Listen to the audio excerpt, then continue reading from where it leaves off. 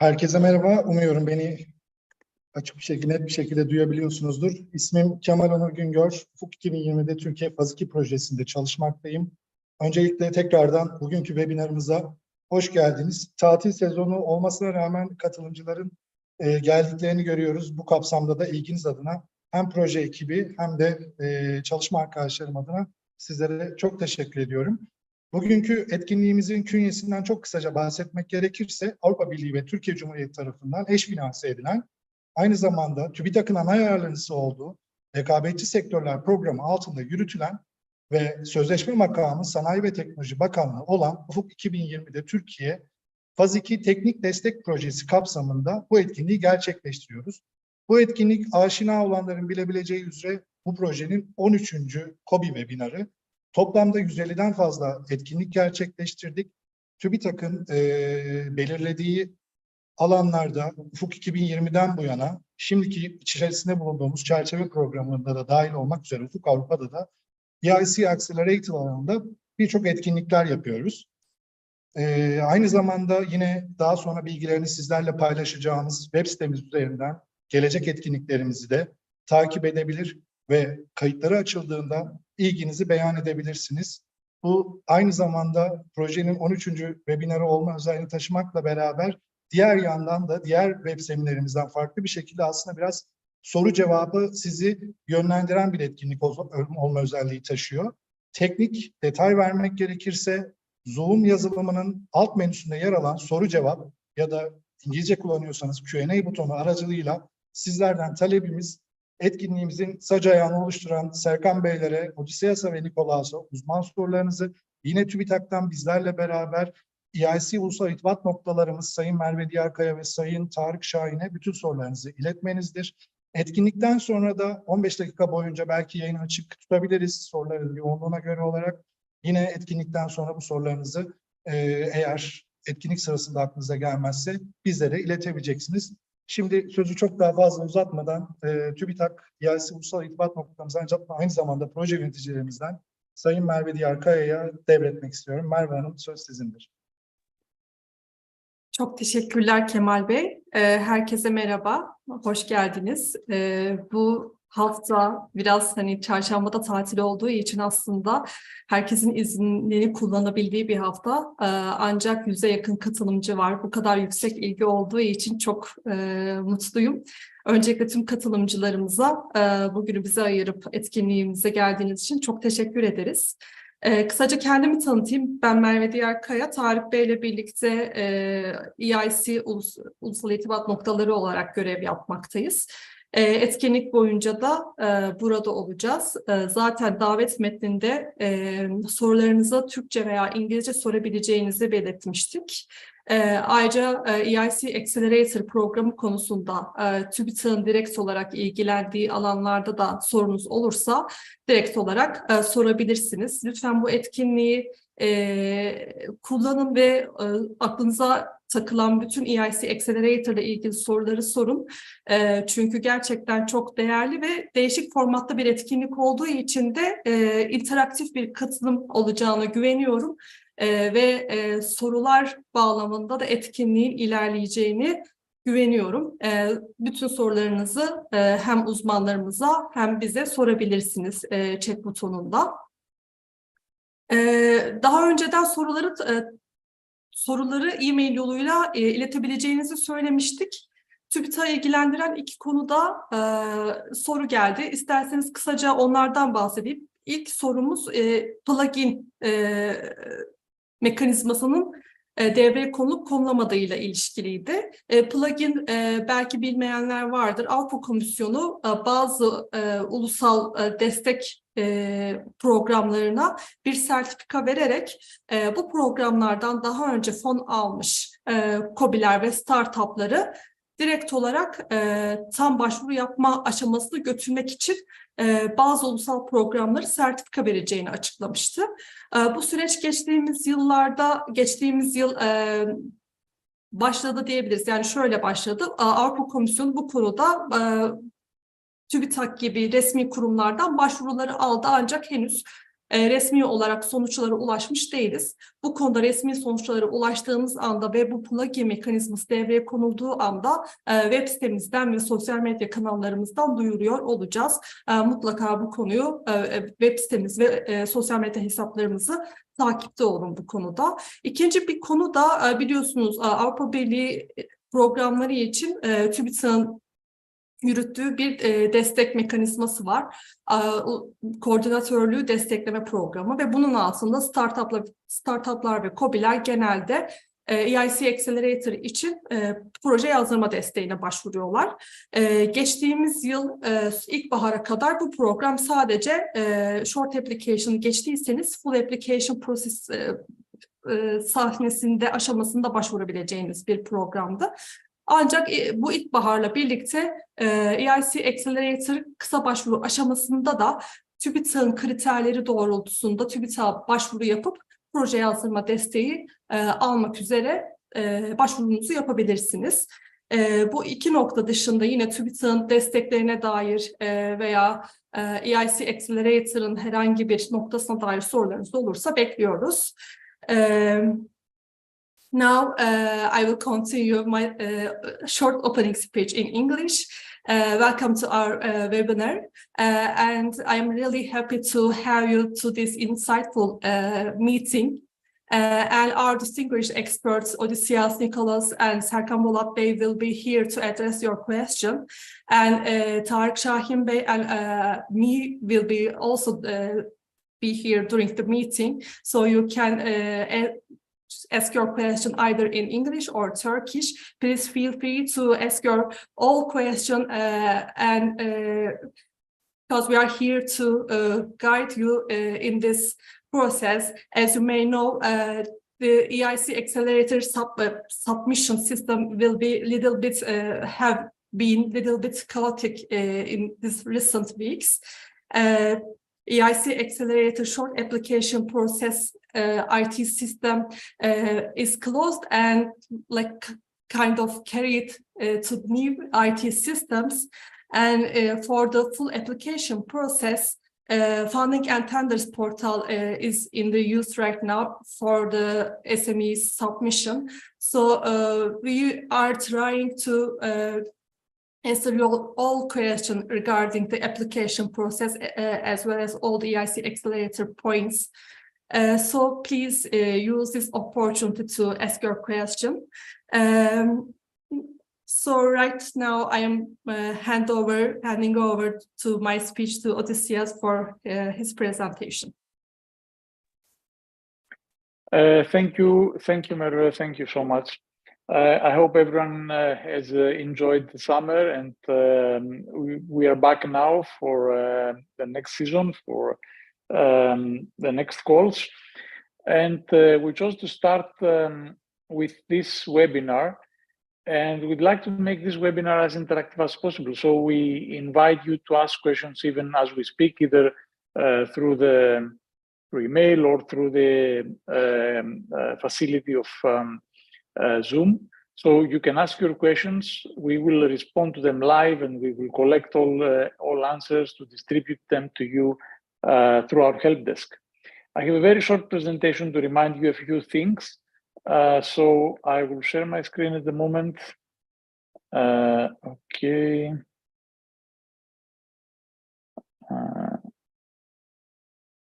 Is the correct screen? Does the correct screen appears? Yes, perfect, Odysseas. Okay. So a reminder of who we are. We have an international team of experts here. We are with Nicholas and Serkan. Serkan, of course, is our senior SME expert. So he deals mainly with EIC. So he is the expert to ask in all EIC questions.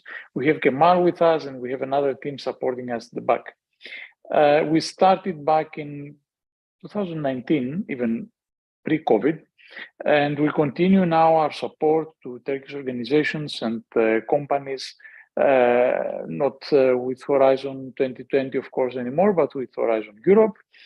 And our key objective is to help Turkish organizations and companies participate more and be more successful in proposals under Horizon Europe. We have a bunch of tools. Of course, we have all these trainings available for you, and we have a lot more trainings available in our YouTube channel and in our help desk. And we have a new website under TÜBİTAK, ufukavrupa.org.tr, and there you can find all the events that we are organizing, and you can also find links to the new calls, the announcements, and a trove of other information as well. In our help desk, you will be able to see training material and videos from our past trainings as well. So we have everything collected there, and you will find a lot of useful information for every subject of Horizon Europe, not just for EIC, of course. And a lot of the trainings that we have done are directly applicable to your efforts in succeeding in EIC. So I urge you to go there and have a look at what we have for you. We have trainings for dissemination, for exploitation, for cross-cutting issues, not only for Pillar 3, of course, but also for Pillar 2, for the clusters. So there is a lot of information available for you. This is an image, a snapshot of where we stand in Turkey in relation to EIC. So you can see we have some successful SMEs. We have the net contribution, the net EU contribution. We have a participation, SME participation. This is the participation not just in EIC, but in all other projects as well. And you can see that compared to FP7, of course, Horizon 2020, the participation is now significantly increased, and we can further improve it. And if you go to the European Innovation Council Data Hub, so the EIC Data Hub, all the calls, the projects that were funded by EIC, and that does not that includes also the Transmission Fund and the Pathfinder. You will find all available funded projects in one place. Last but not least, and I'd like to emphasize that EIC is not the only available tool for SMEs in Horizon Europe. SMEs should and must participate in Pillar 2, and there are 6 clusters under Pillar 2, and of course there are a lot of calls under widening. SMEs not only are necessary, they are obligatory to participate in almost every call. And this is your chance. If you don't have enough experience from Horizon, then maybe this is your chance to start with a collaborative proposal, or combine it with an EIC proposal, and you can build your profile and you can build your references. But apart, of course, from Cluster 2, in Cluster 3 in particular, not only we have EIC, so EIC Accelerator and Transition and Pathfinder, but we also have European Innovation Ecosystems. I have the link for you there. And European Innovation Ecosystems provides a lot of information for SMEs that you can use to scale up, you can use to connect with other SMEs, connect with other companies around Europe, and build your network and start improving your profile and your references. We have Eurostars. There is an open call for Eurostars now. Turkey is eligible, and you can have a look there to see if you can start by building a Eurostars call. Maybe the call that you have ready for EIC can be slightly modified and be submitted in Eurostars. Eurostars is not that demanding as EIC, and you may need a small consortium, and you may use Eurostars to improve your proposal before you finally submit it in EIC. Last but not least, there are a lot of calls that provide financial support to third parties, FSTP, or cascading funds. This is usually under a Pillar 2, and you can find that all of them in that link there. From what I saw, there are not many open calls at the moment, but there will be as soon as we have the new cycle of Horizon Europe programs and Horizon Europe projects kicking off from September. From September, there will be a lot of kickoffs. So these programs, these projects will create a lot of further cascading funding. So keep an eye on that as well.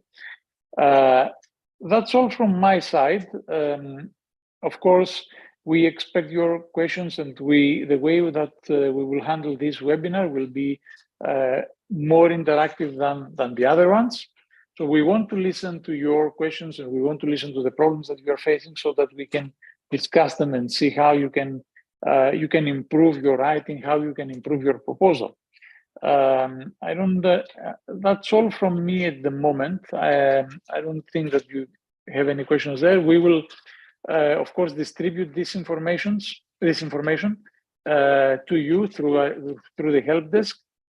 And I think that we can start now with Serkan's presentation. Is that Serkan now? Sure. Don't forget that you can ask us through the Zoom facility, and we can respond at the end of the presentation or when we think that something is relevant. The floor is yours, Serkan. Thank you very much, Odysseus. I'm so glad that we already started to have some questions, but I don't want to try to make people confused with detailed questions. So I will start my presentation first and do the introduction to the program and the recent changes about the EIC Accelerator. Then I will keep answering all those questions. So I am Serkan Bolat. My first presentation will take 30 minutes of yours, and I will talk about briefly EIC Accelerator program and the recent changes and the IT submission system and evaluation system for the proposals. So I've been working for the European Innovation Council for the last 10 plus years, and I evaluated more than 1,000 applications so far, and 160 of them was about Horizon Europe EIC Accelerator short and full applications. So I gathered pretty much good experience and observations about what works and what doesn't. So I want to share my experience with you and answer all your questions. I will also work as a consultant and mentor for several different programs and multiple companies. Previous to that experience, I was a former Navy supply officer, an academician, a researcher in different universities. So first of all, as you know, we've seen a lot of changes in the program and submission and evaluation processes, including forms and structures, etc. So please always check 1 week or 10 days before the cutoff date. Look at the EIC calls for the latest changes and final requirements of the program. They may change something because they changed a few tables just 1 week before June cutoff. We've seen this before, so just to confirm. So we are talking about EIC Accelerator program, which is managed by European Union under Horizon Europe program. And it supports startups and SMEs for their breakthrough innovations, and it provides grant, equity support, and business acceleration services with a 3-step evaluation process, short and full applications, and jury interview. We have 8 calls we are targeting. One of them is open call. It is open to any industry or topic. We also have 7 dedicated challenge calls for different challenges of the European Commission. So why are we having this seminar today and Ask Me Anything event? Because in the last 3 months, we had several interruptions. First of all, suddenly European Commission terminated EIC AI platform, and it had to change submission IT platform and restructured application forms several times, and release a new guide for applicants and work program. But if you were following us, you already knew what was coming. For example, in our physical event in Ankara 3-4 months ago, we already mentioned what was coming. But we just didn't expect all things would happen suddenly and they would terminate the EIC AI platform. If you follow us on social media, you would always know the first about the changes, requirements, and everything. You can also ask your questions to me by email at any time you'd like. So what are those main changes? First of all, we had EIC AI platform to submit short and full applications, and we had Agora platform incorporated in the EIC AI platform to evaluate those proposals. Now we don't have any of them. Instead, for the short applications, we have My EIC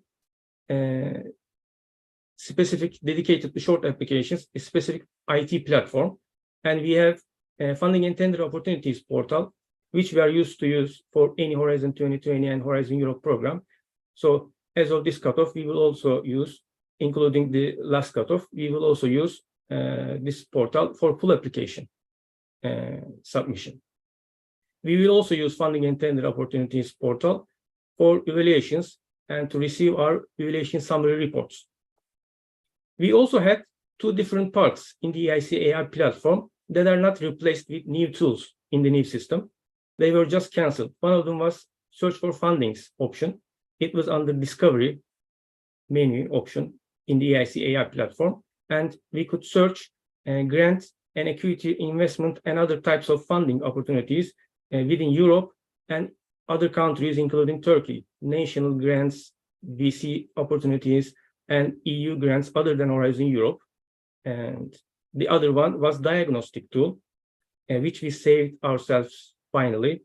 It's usually shared about technological ratings, indicators, and different types of AI-based measurement scales to tell us whether our innovation is potential breakthrough or not.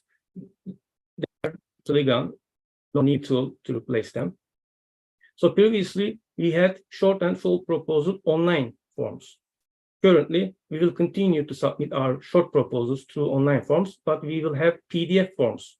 So we went back to the old system for full proposals. In the short proposal, we used to have ideation, development, and go-to-market structure, 3 sections. We don't have this complex structure anymore. We will not use business readiness level term anymore, and we don't need to share risks, deliverables, and use case feature structure in our online short form as well. But this doesn't necessarily mean that we are restricted to avoid from these terms. For example, when we talk about our value proposition or product, we can always refer to use cases. It would help. So these are gone. For the full proposal, it was a lot more complex, complicated, and time-consuming. We still had 3 different parts: ideation, development, and go-to-market, and several different terms and terminologies and tools. They were asked again and again in different windows, tabs, and tables. For example, technology adoption lifecycle, stakeholder pains, gains, again and again, competitors, different tables. They are totally gone. New application forms are a lot shorter, simpler, more flexible, and VC industry standards, VC friendly as well. For example, in our short application, we will still have online questions, but it will be in slide deck format, and we will have fewer questions. And we will upload our pitch deck and pitch video. Previously, pitch deck content wasn't specified, but this time, EIC requires all applicants to share about their business model, target market, and growth forecast in short application pitch decks. In our full application, we have PDF files to download, fill in, and submit. It will be about 50 pages in total. Previously, we had about 300 pages in some cases when we print out the online questionnaire. We will still have pitch deck, freedom to operate, analysis, data management plan, and financial info. We will have annex optional, but letters of intent is mandatory this time. And we also have CVs of team members. This is an additional annex to upload. Jury interview will be the same, and evaluators will still have the opportunity to access your previous applications. For example, if I evaluate your full application, I will have access to your short application, pitch video, pitch deck, and online questionnaire and their evaluation results. So this is our short proposal content titles. We have 7 questions: company, problem, innovation, market analysis, team, and of course, funding requests of yours and broad impact. We have several questions next to them. Those are not just exemplary terms. You need to specifically address all of them in your short application. In your full proposal, you will still have these 7 questions, plus marketing and sales plan, risks, financial plan, and EIC specific information, including work packages. And so you will copy and paste your answers to those 7 questions and extend them, explain in detail, and you will change their places in some cases. For example, business model in your short application, it is included in innovation section. But because we have more detailed full proposal, business model will be put under marketing and sales plan. Here, we also have documents to upload. So how do you submit your short proposal? First of all, you need to create a personal account in EU login page. Here is the link. And then you need to have your participant identification code for your company. Individuals are also allowed to apply for this program as long as they establish their company before the grant agreement. So even if you plan to apply as an individual, you need this participation identification code.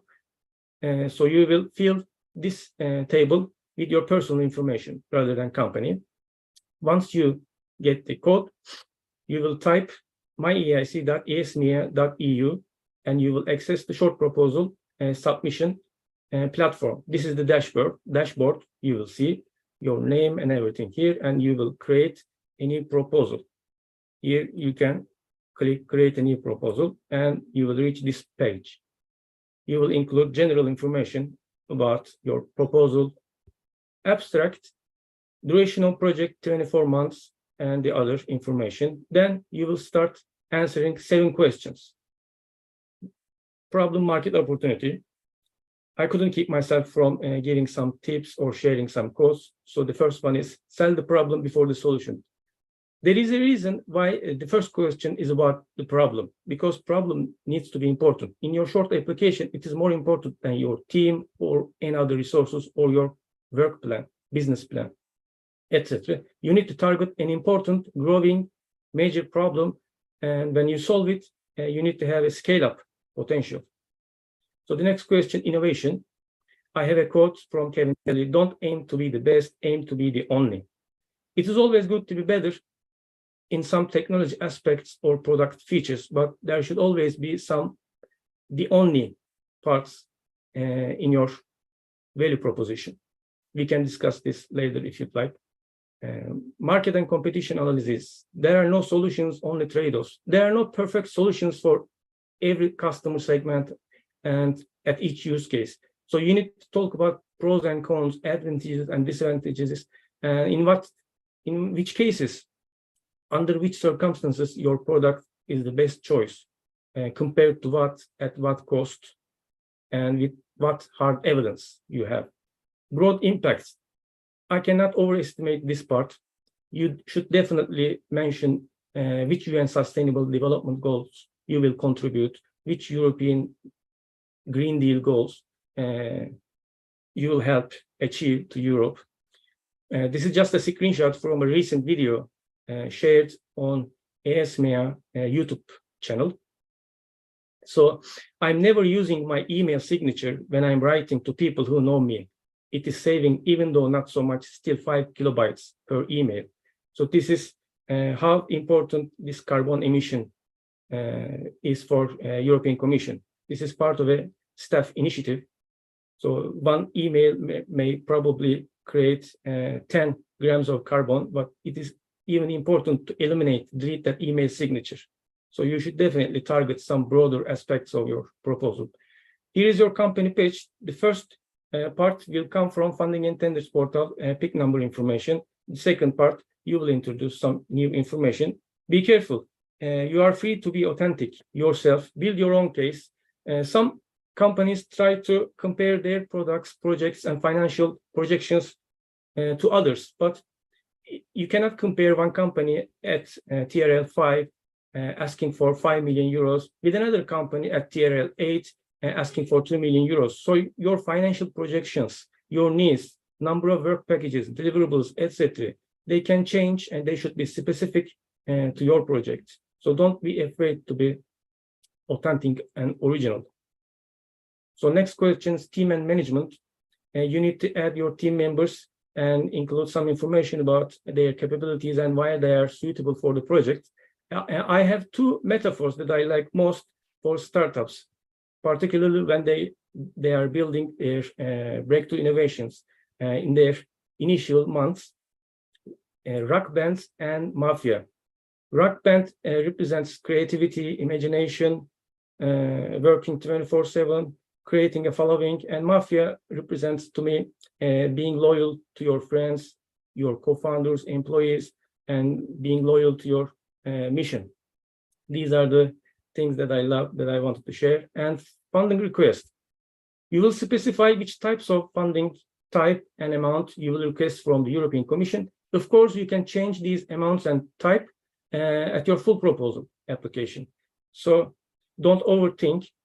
And also, short proposal is just a pre-screening tool for your idea, which is innovation, and team and scale-up potential. It's not a moment to decide whether the EIC will give you the grant or not. So please follow need-to-know basis to give information in your short proposal. Don't try to give all details to convince evaluators to give you the grant and equity support. They just need to say, yes, go to your short proposal and to allow full proposal submission for you. And we have two files, pitch deck and pitch video. Please keep all the information in these attachments with your proposals. Sometimes I see different financial projections in pitch deck and in the proposal. This is a red flag, I think. And the last page is submission. Before you click the submit button, you need to click some questions. Yes, like this is the true information I give to you. I'm an SME and I give my consent to EIC to give my project information to my national contact point. In case you will receive seal of excellence, you need to give this consent to the EIC. So for the full proposal, once you submit your short proposal, it will be approved in 3-4 weeks. Then you will be allowed to enter funding and tender portal and create and submit your full application. Until you receive the positive result from EIC about your short application, you will not have access to this dashboard. So you need to first go and pick the EIC Accelerator call you will submit your proposal. It could be open, which is open to any topic, any idea, or it could be a challenge call. We have 7 challenge calls. You can also pick one of those challenge calls. Once you pick them, you will scroll down on that page and hit the start submission button.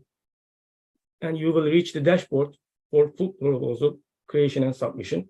You will have contact information for your company and project information. This is the proposal creation dashboard.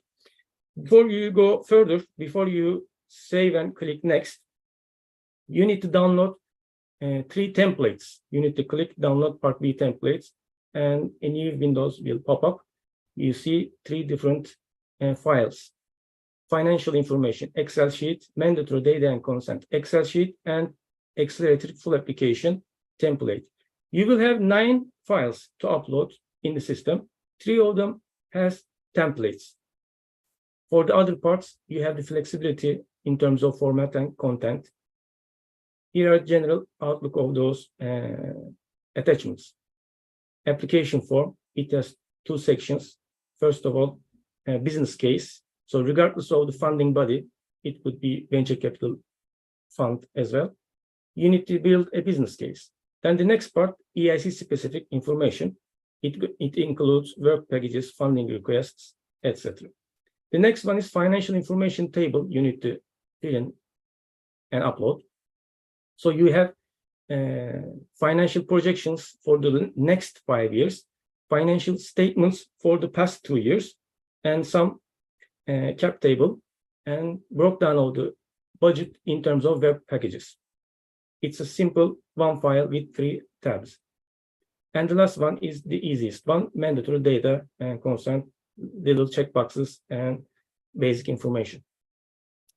Now, if you keep going, when you click next, you will have some online forms to fill in before you go to upload stage. It starts with general information, basic information, abstracts, keywords, and duration in months. This abstract is important because it will be made public on Cordis and Horizon dashboard databases if you receive the grant. And we have a budget for the proposal. It will only cover the grant part, not the investment. Investment will be subject to a different agreement and term sheet. So we have grant supported budget for TRL 5 to 8 innovation activities. On the left part,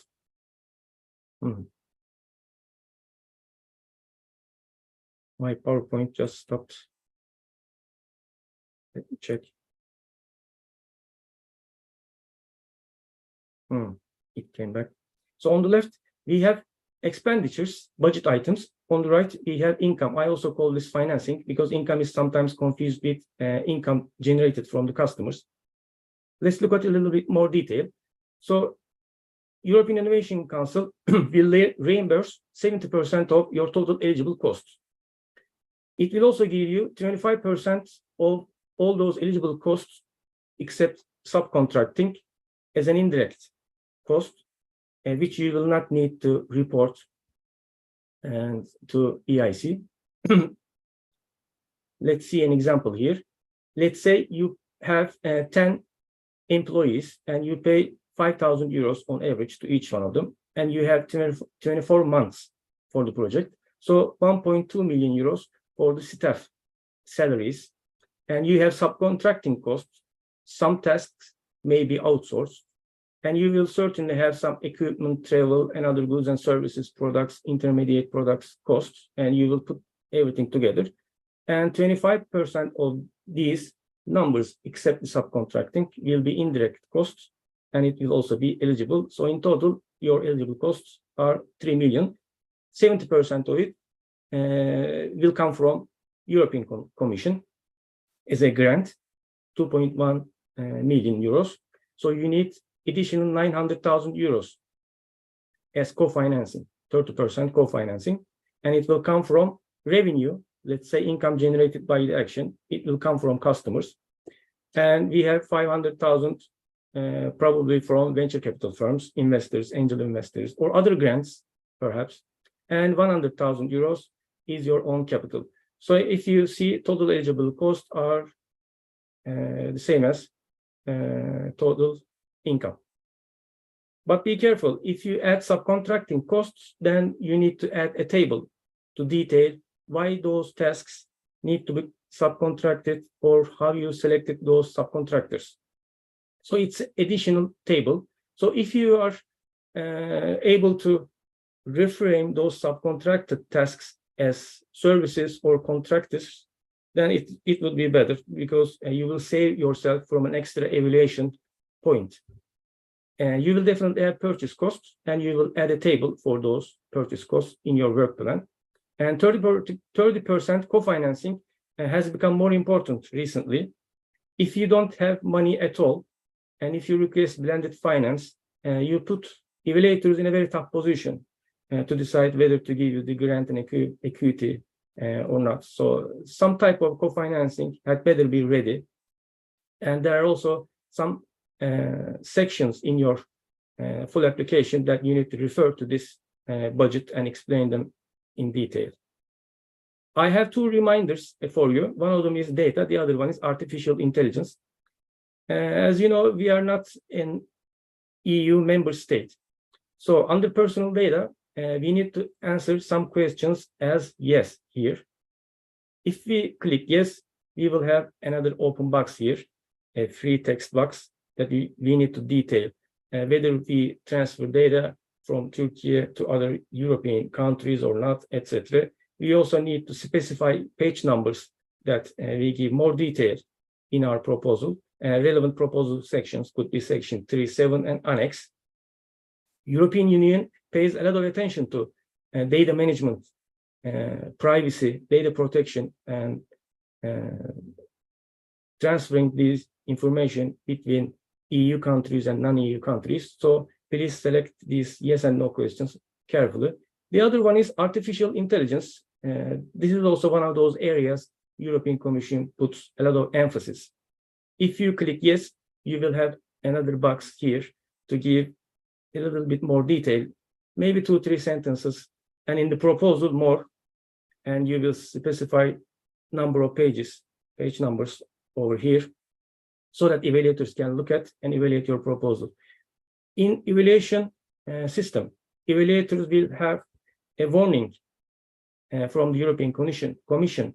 If proposal involves AI-based systems or techniques, we need to evaluate that under technological feasibility separately and precisely. So be careful about whether your proposal includes artificial intelligence or not, and in much detail, you need to explain it. So before we finish, finally, we have all the attachments and proposal ready, and we need to upload them. Just 1 or 2 weeks before the cutoff date, click this I letter so that you have more information, whether that attachment is still mandatory or maximum file size and the other details, so that you don't have any problems. Finally, these are the 4 major reference documents relevant for all short and full proposal applicants, guide for applicants, basically, and in more detail, EIC work package and Accelerator application form, which you can download even today before submitting your short proposal, so that you can start developing your full proposal before receiving the result. Otherwise, you may not catch October 19 deadline. And potential grant management issues, including eligibility costs, etc. Every information, all information is included in this model grant agreement. And 2 days ago, European Innovation Council decided to organize a specific event for Accelerator short proposal application IT platform. And you can also participate in that event 1 week from today. I don't think there will be any more changes than we already talked about today, but you can maybe just check this out. So if you have any questions, you can always reach us. This is my first presentation for today. We have 5 or 6 minutes left. If you look at our agenda, maybe we can answer a few questions before we go any further. Nicolas will be talking about evaluation criteria and will answer your questions. Then we will have a specific session for questions. I already gathered so many questions from you through LinkedIn, email, online platforms, etc. So we will answer those questions as well, in addition to our live audience's questions. So maybe, can I start from these questions, Odysseus, Nicolas? Okay. So Renç Eldener have 3 questions in Turkish. The question is about SME definition and eligible costs and plugin program. Maybe I can answer them in Turkish, and then you can comment on them later. So, Avrupa Birliği'nin KOBİ tanımı ile ilgili araştırmalarımızı gerçekleştirdik. Eriştiğimiz sonuçlarda yıllık personel sayısı limiti 250 olarak görünmekte. Doğru. KOBİ tanımında 250 kişiden az çalışanınız olmalı ve yıllık 50 milyon eurodan az cironuz olmalı. Bunların ikisini tutturursanız ciro yerine bilanço toplamı 43 milyon euronun altındaysa bu da olur. O zaman KOBİ olarak sayılıyorsunuz. Tabii bunun detayları var. Mesela ilişkili olduğunuz başka şirketler var mı, ya da bir holding mi sizin sahibiniz vesaire gibi. Ama başvuru aşamasında eğer 250'den az çalışanınız varsa o zaman bir KOBİ'siniz. Türkiye'nin KOBİ tanımıyla Avrupa Birliği'nin KOBİ tanımı farklı olabilir. Farklı destek programlarının KOBİ tanımları da farklı olabilir. Eğer detaylı başka bir problem varsa, hani 248 çalışanımız vardı ama bu ay 255 çalışanımız oldu, gelecek ay KOBİ olmayabiliriz vesaire gibi, onları detaylı konuşabiliriz. Ayrıca bireyler de bu programa başvuru hakkına sahip. Bu da aklınızda olsun. İkincisi, yatırımcılar tarafından sağlanan yatırım desteğiyle yapılabilecek işlemlerin bir sınırlaması var mı? Mesela fabrika kurulumu, inşaat giderleri, genel giderler desteklenmekte midir? Yoksa harcamalar sadece Ar-Ge ve ölçek büyütme, ticarileştirme alanlarında mıdır? Yatırımcılar tarafından sağlanan equity investment support, bunun için herhangi bir limit yok. Yani ticarileştirme ve sonrasında ihtiyacınız olan tüm fabrika kurulumu, inşaat giderleri, genel giderlerin hepsini equity support altında karşılayabilirsiniz.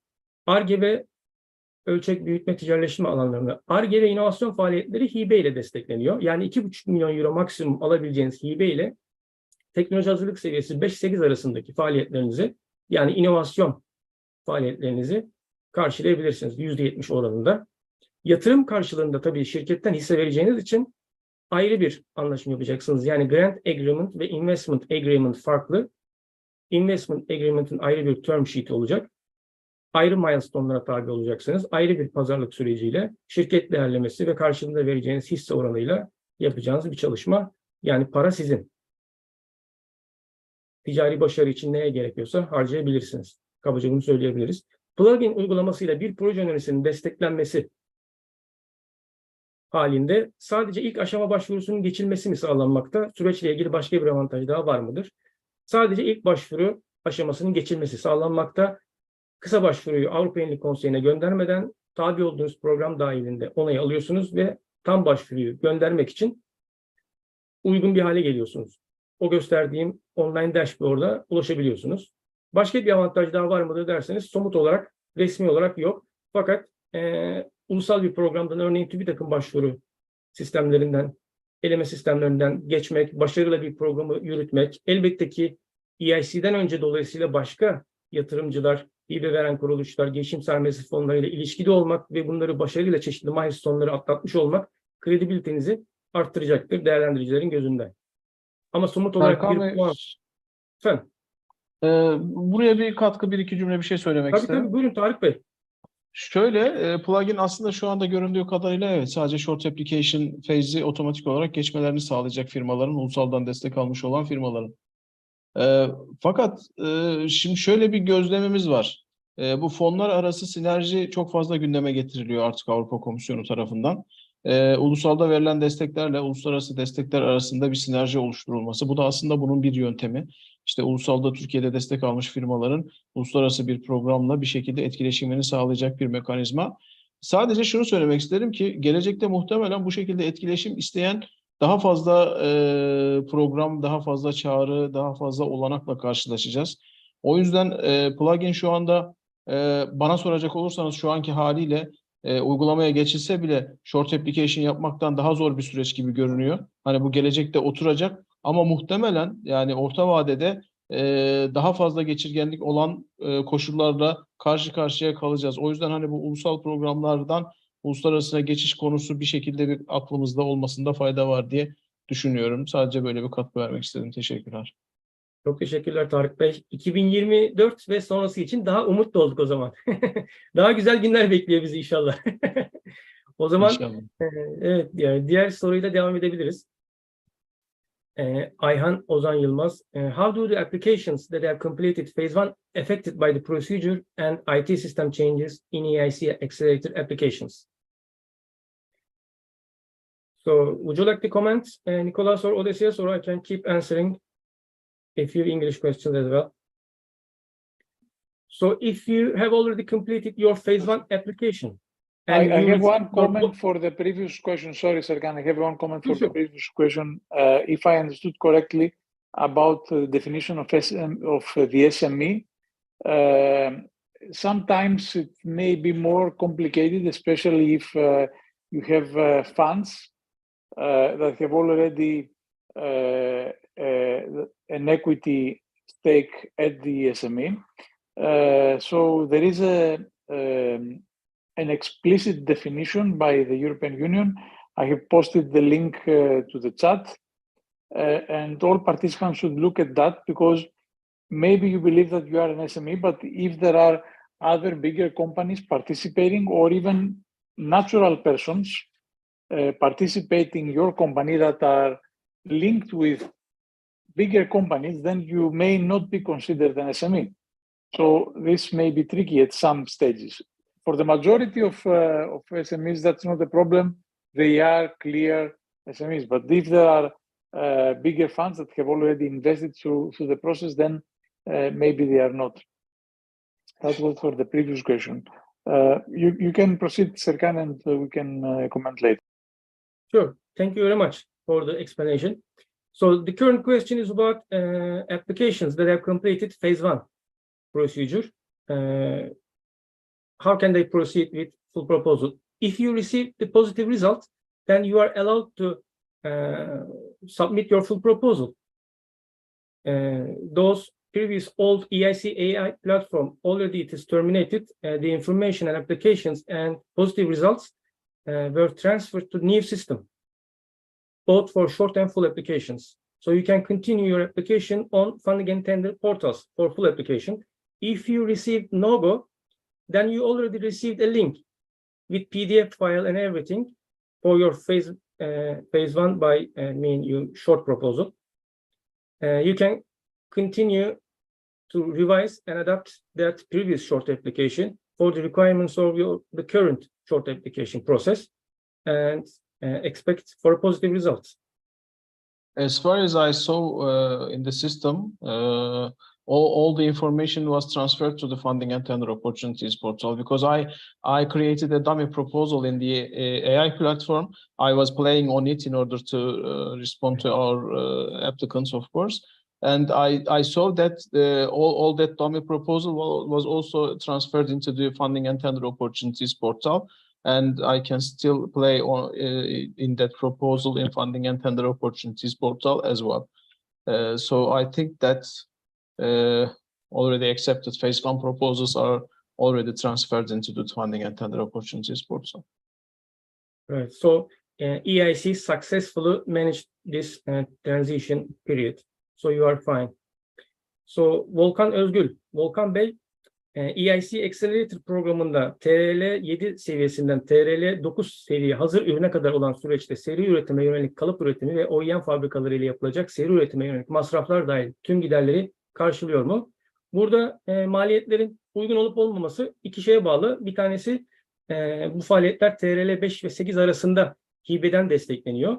9 ve sonrası için de yatırımdan destekleniyor. Yani hibe kapsamında TRL 8'e kadar olan faaliyetler içerisinde seri üretime yönelik herhangi bir maliyetinizi geçerli maliyet olarak kabul ettiremezsiniz diye düşünüyorum. Çünkü onlar artık satılan malın maliyetine giren TRL 9 ve sonrası ticarileştirme, üretim, satış, büyüme faaliyetlerine giren faaliyetler ve maliyetler, bütçe kalemleri.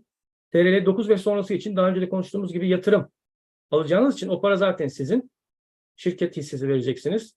Ve her türlü seri üretim, kalıp üretimi, OEM fabrikalarıyla yapılacak anlaşmalar vesaire masraflar için bu parayı harcayabilirsiniz. İkisini ayırt etmek önemli. Eğer yanlış ayırt ederseniz o zaman EIC en geç jüri üyeleri, jüri görüşmesi aşamasında onlar ticarileştirme için ayırdığınız bütçe kalemlerini hibeden yatırıma transfer edeceklerdir ve alacağınız hibe tutarı düşecek, ihtiyacınız olan yatırım tutarı artacaktır.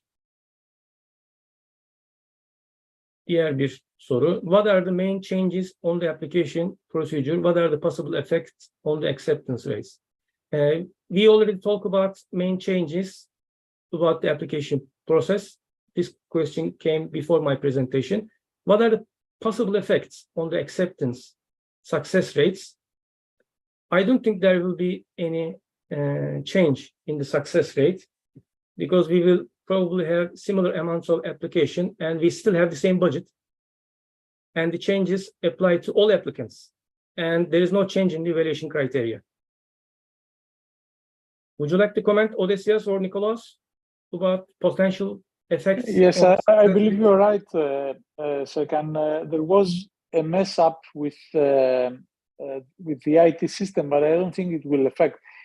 It may affect the way that participants write their proposals, but still the best proposals will prevail. Right. So the next. If I make one quick comment, I mean, you do remember that it was a little bit of as you said, disruption in the whole EIC program, and there were a lot of people that were worried. So that means that the ones that went forward with submitting a full proposal might have a higher success rate in the previous call in June, rather than the ones that they left to submit the proposal in the next cutoff dates until they see what actually has changed with the EIC accelerator. So that's an assumption based on a rough estimation. The number of proposals that I evaluated for the last call, they were fewer in comparison to other full proposals that I have been evaluating in other calls. And that makes me suspect that the number of proposals overall that were submitted, it is were not as many as it was with the previous cutoff dates. But this is just a personal, very rough and unscientific assumption. Right. Thanks. So the next question comes from Asaf Mustafa Sofu Bey. Are there priority areas for the acceptance of projects? So which type of topics, industries, or innovations could be more lucky to get the funding? Accelerator has 8 calls. One of them is open call, so any project topic can apply. We also have 7 challenge calls. If your project is relevant for one of those challenge calls, I would suggest you submit that project to challenge call, because challenge calls have their specific budget and dedicated experts. So EIC would better appreciate your innovation. But when we look at the rates, priority areas, there is no priority areas, but I would say disruptive potential, scale-up potential is more important than what topic you are working on. But still, this is a relevant and important question, because when I look at the beneficiaries, winners in the last 2 years, health projects and deep tech projects seem to be more lucky.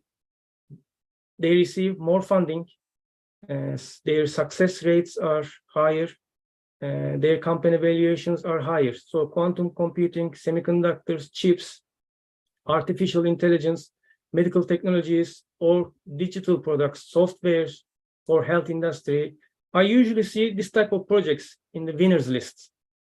But they are also overcrowded in terms of competition, because everybody has an artificial intelligence project. Then it is very hard to stand out. Even though we see many more projects coming from these fields, there are also many applicants coming from these fields. I wonder if Odysseas or Nicholas would have any additional comments. Acceptance, success rates in terms of topics or industries submitted to EIC Accelerator. Or maybe wait. Sorry. Sure.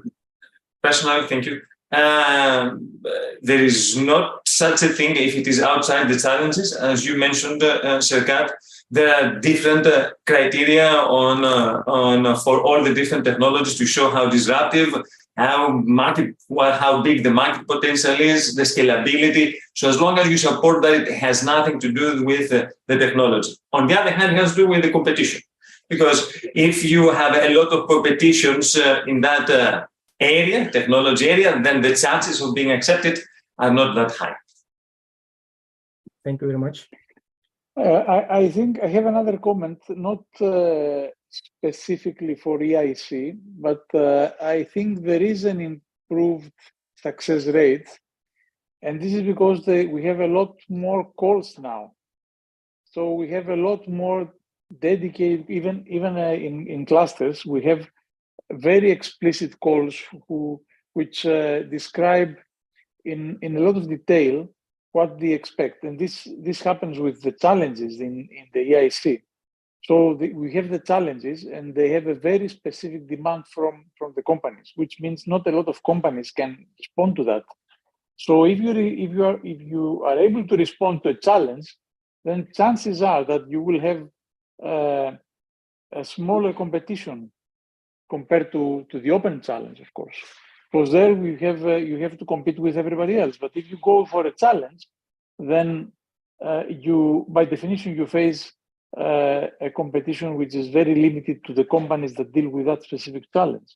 So maybe there is indeed an improvement, or maybe it's something that we see because we have a lot more calls available. Good points. Thank you very much. So the next question is in Turkish. Renç Eldener, Work Program 2023-2024 dokümanında Pathfinder Transition Accelerator çağrıları için cut-off tarihleri verilmiş. 2024 senesi için cut-off tarihleri verilmemiş. Challenges başlıkları 2024 yılında da başvuruya açılacak mı? Work programlar, yani çalışma programları yıllık olarak yayınlanıyor. Şu anda 2023 Avrupa Yenilik Konseyi Çalışma Programı elimizde. Onda tabii 2023 yılının çağrıları var. 2024 yılının çalışma programı da Kasım ayında yayınlanacak diye bekliyoruz. Tarihleri de, cut-off tarihlerini de o zaman öğreneceğiz. Büyük ihtimalle 4 tane cut-off tarihi olacağını öngörebiliriz. Ocak, Mart, Haziran ve Ekim aylarında. Challenge kollar yeniden olacak, bunu da öngörebiliriz. Ama başlıklar değişecek. Çünkü challenge kolların başlıkları her yıl değişiyor. Ama siz bu sene bir challenge kola başvurup eğer reddedilirse başvurunuz, gelecek sene başvurunuzu başka bir challenge kola veya open kola yapabilirsiniz. Yani bir kere challenge kolun birini seçtiniz diye bundan sonra hep o challenge kola takılı kalacaksınız, mecbur kalacaksınız diye bir şey yok. Böyle bir esneklik de söz konusu. Bir de Serkan Bey şöyle bir şey ekleyeyim. Short application başvurusu yaparken herhangi bir challenge'a başvuru yapmıyorsunuz. Short application'ı zaten genel yapıyorsunuz. Full application'da challenge'a uygunsa eğer challenge'a başvuru yapıyorsunuz. Challenge'a uygun değilse o zaman open çağrıya başvuru yapıyorsunuz. Dolayısıyla short application yapmak için şu anda work programın yayınlanıp da challenge başlıklarını görmenize gerek yok. Zaten short application'ı şimdi yaparsanız yapabilirsiniz. Çalışma programı yayınlandığı zaman eğer kendinize uygun bir challenge başlığı bulursanız tabii ki o başlığa başvuru yapın. Ama bulamazsanız da zaten open çağrı zaten her zaman orada olacak. Güzel bir uyarı. Teşekkür ederiz Tarık Bey. Bir sonraki soruya geçiyorum. Tolga Özaslan. Hi, are we supposed to have our team ready at short proposal submission or can we put placeholder positions? Thanks. Well, first of all, this program is already open to individuals. So even as an individual without a company, you can apply. So you don't have to have all your team members in your payroll at short proposal or even full proposal stages. But you still need to give information about your team. Eventually, minimum application requirement in terms of technology readiness level is 5.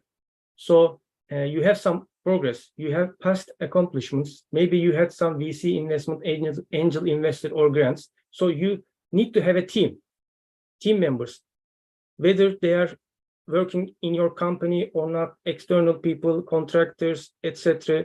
Maybe you yourself even is working for a university at the moment, but you will establish your company before the grant agreement as a spin-off, as a university spin-off. So you can put placeholder positions, titles, or potential names, and you can detail missing skills, talents, and human resources, and you can also give information about how you will complete those missing parts, positions, kind of a brief recruitment plan. Is there any other comments? If there is no any additional comments, so we have another question from Tufan Eroldoğan. Thanks for the info until now. Is there any sample projects being funded before? You're welcome. You can also ask questions by email later, or we will have another dedicated Q&A session later today. So for the sample projects, EIC already makes all beneficiary lists public in its website. So we have PDF forms in advertisements and public announcements right after the selections are made. We also have two different databases, Cordis database and Horizon dashboard within EIC, an SME instrument. So you can look at project abstracts and everything, funding amounts in those lists. I will also give a few examples in my next presentation. in 30 minutes or so. But all those funded projects are already public in databases. So Tolga Özaslan has another question. Are SMEs expected to have income at the time of proposal submission? No. Whether it's a positive or negative sign depends on your project, your innovation, of course.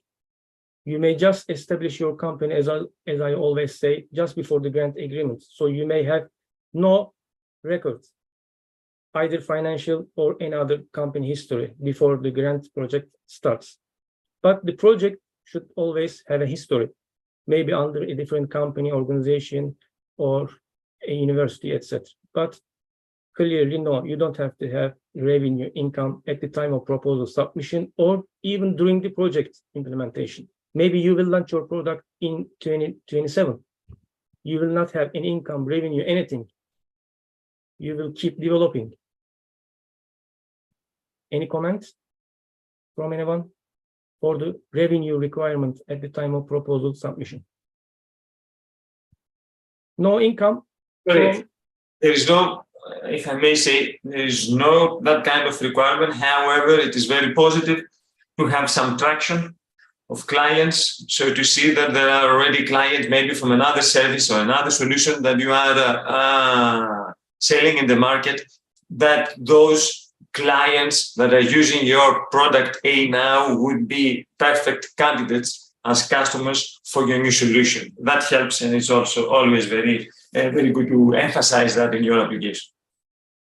Definitely, very good point. Even if they are not paying customers, even if you don't generate revenue from your customers, market traction, some kind of feedback, satisfactory inputs would work well from the evaluator's point of view. And also, if we talk about income, they may not always come from customers. Maybe you have VC investments, angel investments. They would also work in favor of you. Fatih Al. Fatih Bey, blended finansman hakkında biraz daha detaylı bilgi alabilir miyiz? Girişimcileri doğru yönlendirmemiz açısından %30 eş finansman için yatırım aşamasında karşılanması söz konusu mu? Çok güzel bir soru ve kritik bir soru. Kural olarak investment yani equity support blended finance içinde sizin paranız olduğu için ve daha hibe ile desteklenen proje süresinde alınabildiği için %30 eş finansman için kullanılabilir bir para. Yani kural olarak evet, yani equity support %30 co-financing dediğimiz bölüm için kullanılabilir. Fakat son zamanlarda bunun çok fazla olumlu karşılanmadığını EIC yetkililerinden duyuyoruz. Çünkü hiç para, yatırım, zaman, emek harcamayan ve daha önce de almayan başka yatırımcılardan başvuru sahiplerinin olduğu, bunların olumsuz geliştiği, zaman içerisinde EIC dışında başka bir equity için kaynak bulunamadığı gibi problemler nedeniyle %30 eş finansmanı ne kadar siz EIC dışında, investment bile olsa EIC dışında kaynaklardan bulabilirseniz o kadar olumlu değerlendirileceğini düşünüyorum. Bir de şu hatırlatmayı yapmak lazım. Bundan 2-3 sene önce nihai hibe kazanan listesi 60 firmaysa jüri görüşmelerine 100-120 firma davet ediliyordu ve bunların arasında bunların yarısı kadarı hibeyi alabiliyordu. Bugünlerde 60 firmaya hibe verilecekse nihai olarak bunun 3 katı, hatta daha fazlasının bile jüri görüşmelerine davet edildiğine şahit olabiliyoruz. Bu durumda yani rekabetin bu kadar yoğun olduğu bir dönemde az da olsa eş finansman için yatırımcılardan, özellikle VC'den destek alabilen girişimcilerin biraz daha avantajlı da olabileceğini söyleyebiliriz. Ama kural olarak böyle bir şey gerçekleşmezse elbette ki %30 eş finansmanı yatırımdan karşılayabiliyorsunuz. Eğer daha detaylı başka bir boyutu varsa bu blended finance detaylarının, onu da tekrar konuşabiliriz.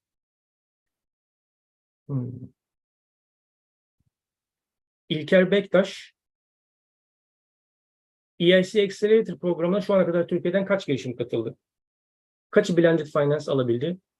Buradaki Türkiye özelinde başarı ve başarısızlığın temel sebebi nedir? Bu durumun değişmesi için neler yapabiliriz? Bu soru tabii çok güzel bir soru ama bizim şu anki etkinliğimizi biraz aşıyor konu ve kapsam olarak. Bu konularda sürekli çalıştığımızı, fikir alışverişinde bulunduğumuzu, Ufuk Avrupa Programı'nın kapsamını, içeriğini sürekli güncellediğimizi söyleyebilirim. Tabii Tarık Bey ve Merve Hanım esas bu konuda belki daha fazla yetkili insanlar olarak fikir verebilirler ama kabaca şunu söyleyeyim. EIC Accelerator programında Ufuk Avrupa döneminde Türkiye'den hiç proje hibe kazanmadı veya yatırım kazanmadı. Dolayısıyla blended finance de kazanılmamış oldu. Ama kaç girişim katıldı derseniz evet ciddi sayıda girişimler kısa başvurularına onaylarını aldılar. Tam başvurularını gönderen, jüri karşısında sunumlarını yapan girişimler oldu. Bu programın geçmişi SME Instrument'a dayanıyor Ufuk 2020 dönemine. O dönemde Türk firmalar daha başarılıydı. 50'den fazla Türk firması Ufuk 2020 döneminde EIC Accelerator'ın öncülü olan program SME Instrument, KOBİ aracı programından hibe almıştı. Şu anda kısa başvuruları geçiyoruz. İkinci başvuru haklarımızı kullanıyoruz. Ama nihai olarak hibe veya yatırım sözleşmesi imzalamış Ufuk Avrupa döneminde bir Türk firması yok. Bu durumun değişmesi için de ülke olarak hep beraber çalışacağız diye düşünüyorum.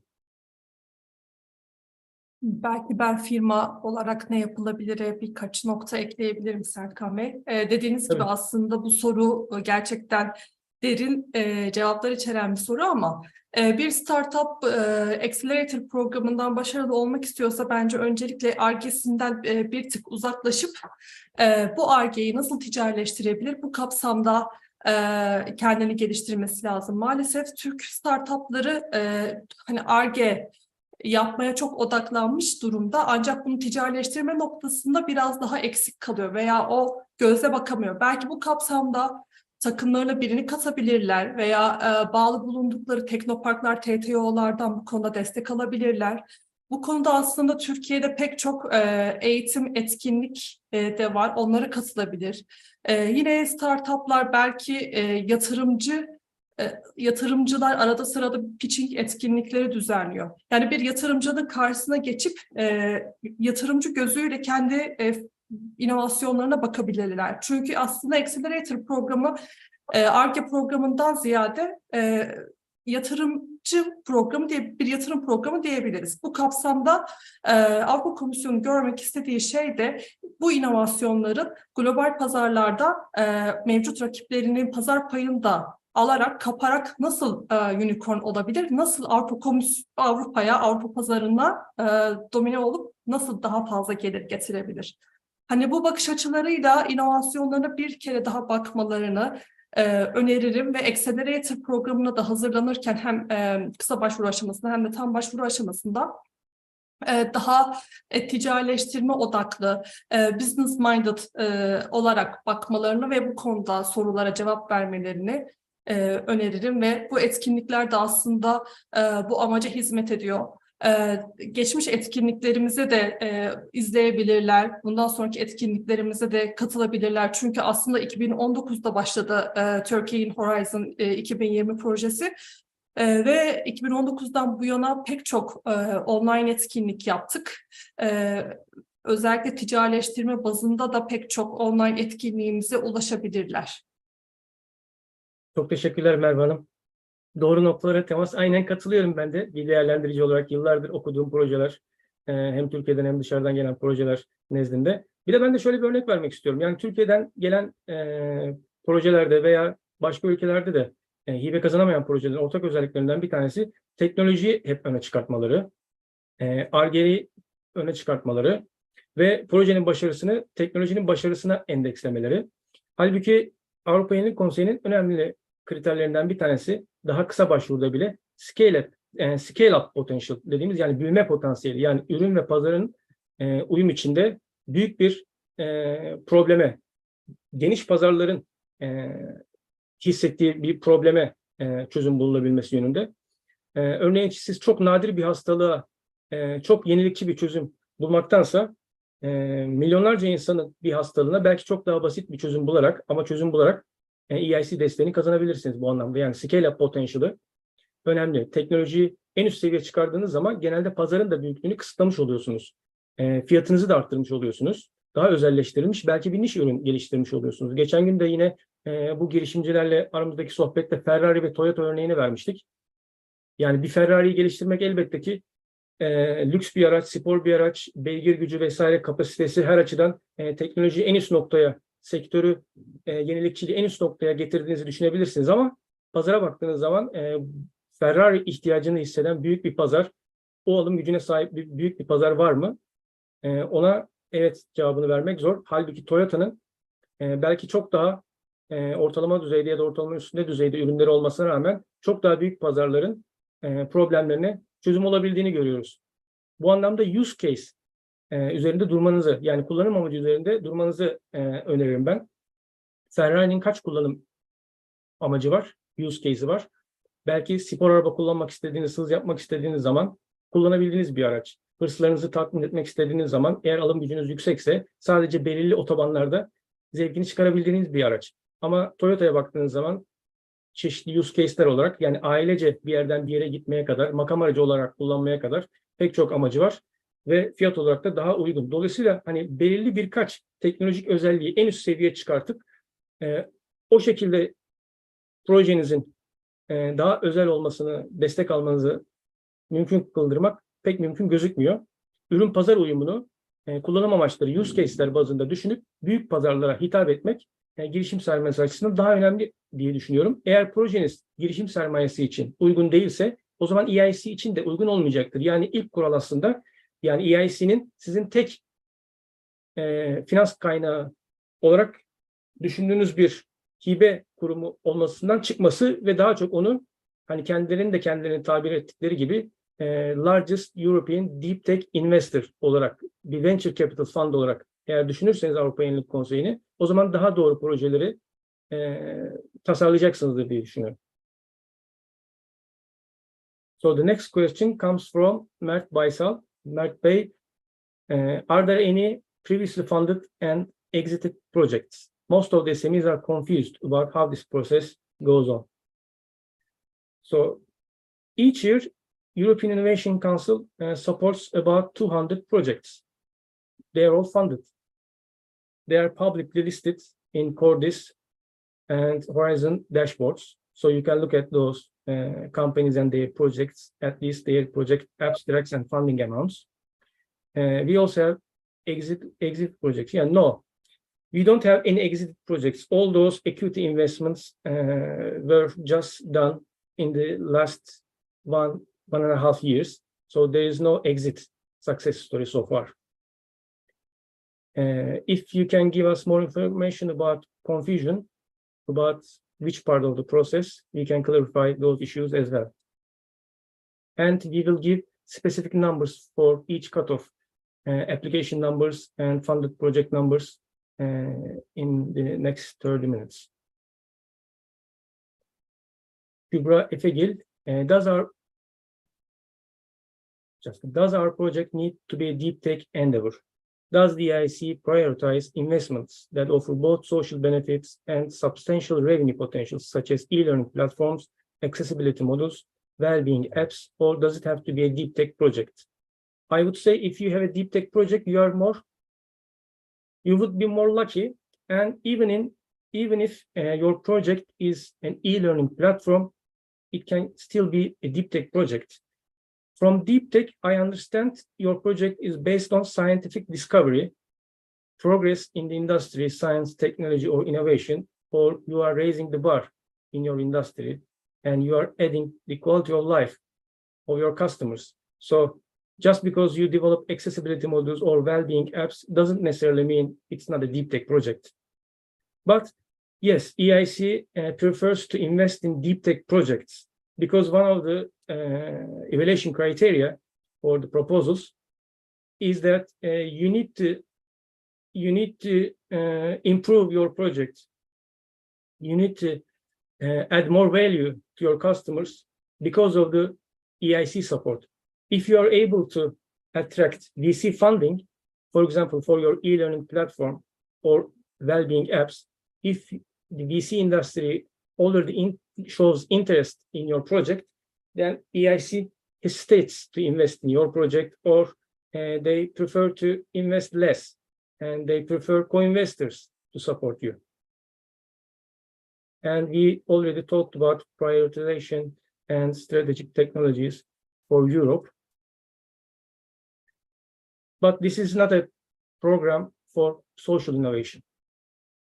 If you combine, as you said, social innovation and substantial revenue potential, business potential, you would be in a better position. And one of the questions and one of the main sections,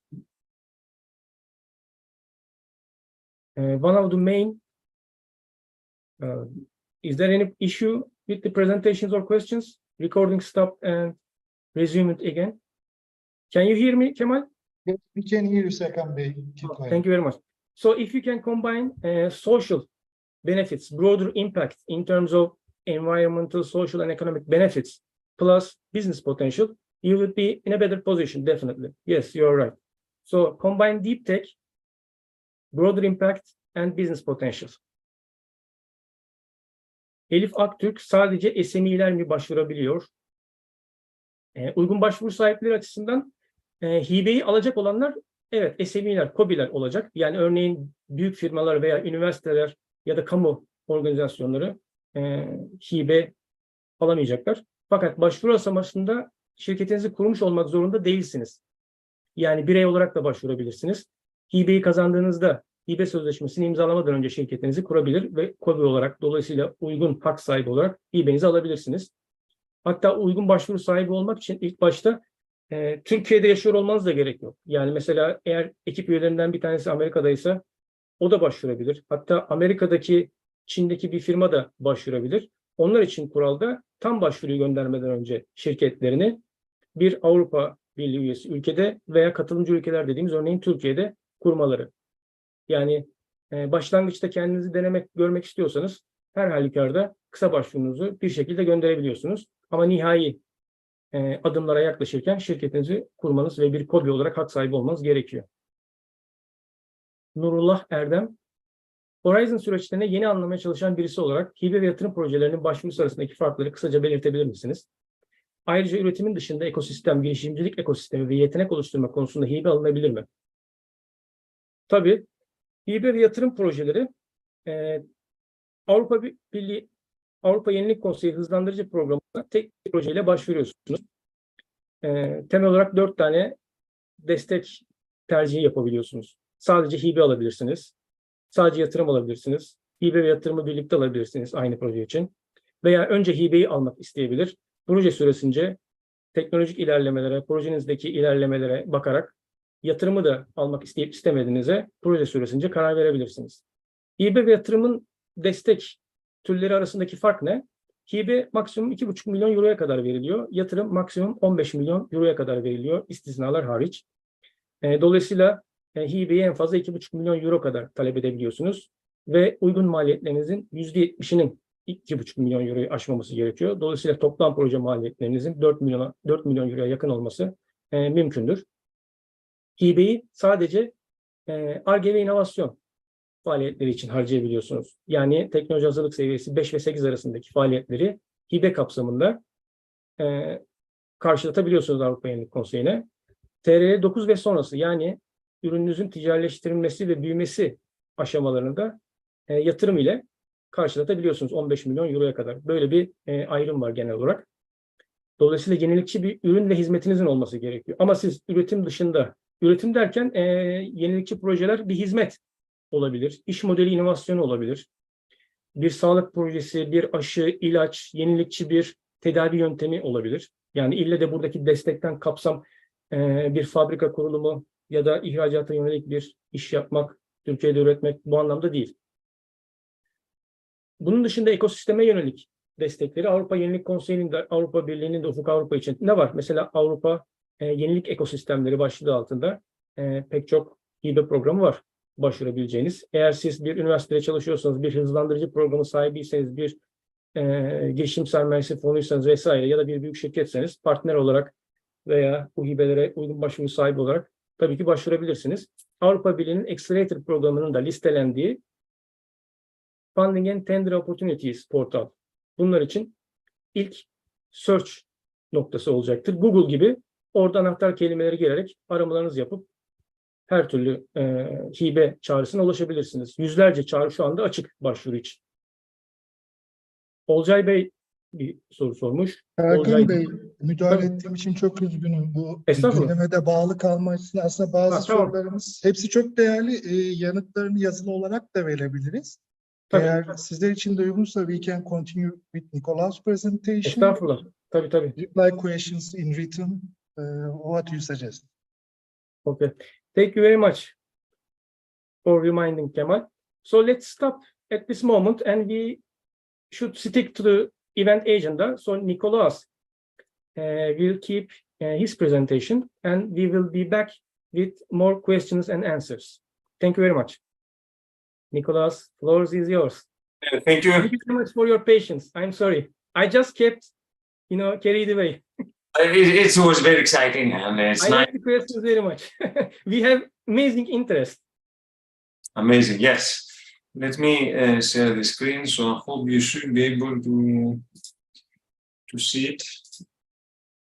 Yes, so you can see my screen, correct? Thank you for nodding. I can see it.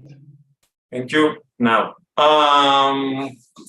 so this presentation, I will try to make it a little bit shorter than planned. It consists of two modules.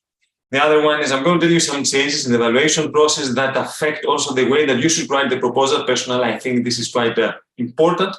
And considering this changing, I'm going to give you also some tips how you're going to deal with them successfully per selection award criteria for evaluating, for convincing the experts that evaluate your proposal that this is a proposal that they should give a go. So regarding the first module, the changes, I would like just to take my pen. So first of all, I would like, there are always complaints regarding the evaluators, the quality of evaluators, whether they understand my proposal or the proposals in general, but being an EIC evaluator or an SME instrument evaluator for Horizon 2020 and Horizon Europe successively for all these years, I can tell you that the evaluation process is improved, and it is improved significantly. Let me give you some examples on that. One is that in order to evaluate a proposal, you need, first of all, to read some training material, which is quite long. It's more than 100 slides. But you don't only need to read them, you have to attend a live training of a half day on that. Of course, you have the possibility to attend a recorded session, but you miss the opportunity to ask questions live of the trainer as an evaluator. And I think a breakthrough, which for me is a big breakthrough in the evaluation process, is that it's not enough only to attend the training, not enough to access the training material, but to give you a quiz. So that quiz, you need to complete that quiz and you need to pass it. We don't know what is the threshold. Personally, I don't know. However, what I can tell you is that it's quite exhaustive, the quiz with 35 questions, and it is time sensitive. What does that mean? That the more time it takes you to answer the questions, the more penalty, let's say, marks you have. So it's quite a tedious process that forces us as evaluators to go back to school and make sure that the training material is very well comprehensive and understood formally through the completion of a quiz. If we don't complete that quiz, then we will not be awarded and we will not be given any proposal to evaluate. So as simple as that. So that's one thing that for me it's a very nice breakthrough regarding the training, quality in training the evaluators. Another one that is not here, but I like it more, is that before you had a system, it was called Agora. Agora means market in ancient in Greek, and they call it Agora, where it was like an auctioning system that the time that you were finishing a proposal, you could immediately go and select another proposal from the Agora list and start evaluating it. So that made a lot of evaluators being a little bit superficial in their evaluation. So they will spend not that much time on one evaluation and they will try superficial to evaluate it, so they will complete it quickly, and then they have access to another one. So the more proposals you evaluate, the higher is the fee that you get. So that changed. That means now you are not anymore in a position to select any proposals on your own from a system like Agora, but you are given a proposal based on your expertise. So it's the EIC that decides which proposal and how many proposals you're going to evaluate. And I think that is a by far more better system than allowing the evaluators, as soon as they finish the evaluation of a proposal, to be able to select another one for evaluating. So that's another thing that is not here, but I think it's worth mentioning. Oh, another breakthrough for me is that is now you're getting paid one full day as an EIC evaluator for evaluating one full proposal. That was not the case before. Before they started with 1/3 of a day, then they had 1/2 of a day. Now they have one full day. So I personally think that that is a big improvement, because it gives the luxury to the evaluator to spend seriously time and evaluate all the different elements in your proposal. So that's another positive change that I think is worth mentioning here for the EIC evaluation. Another one, a novelty, is that they added a fourth expert as long as we had some conditions. So those conditions is that all the evaluators had to go apart from one evaluator in one criterion that gave a no-go. So in that case, they don't reject that proposal, but they ask an additional expert, the fourth expert, to read all the evaluation material, but evaluate and give their view only on that evaluation criterion that there was a no-go from one expert. So that's also, I think, a nice novelty, and adds on the fairness regarding the evaluation, the whole evaluation process. Now, I'm not going to go through the full evaluation process. This is called step 3. Then step 4 is the jury interview. But of course, it's important to have an idea on the cutoff dates. Maybe there are some changes here because they keep on changing the cutoff dates. So check the work program, the latest work program for that. But it gives you, when you have a full proposal, when it's the steps that are followed, when it's a first submission, and when it is a resubmission, and when it is a resubmission. So I think it could be useful for your case. A very important element that I have to highlight, so I've done something that is not probably that interesting, but I would like to stress out some information, what the evaluators will assess. As already Serkan said, we have a lot of things. We have part A, which includes also the budget. We have the full proposal, which is the business description.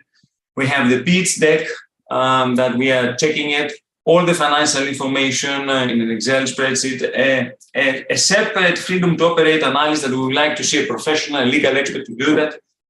The CVs of the team, detailed CVs, you can annex them and we have a very thorough look on them. Of course, okay, some mandatory data regarding the ethics and the consent for personal data access.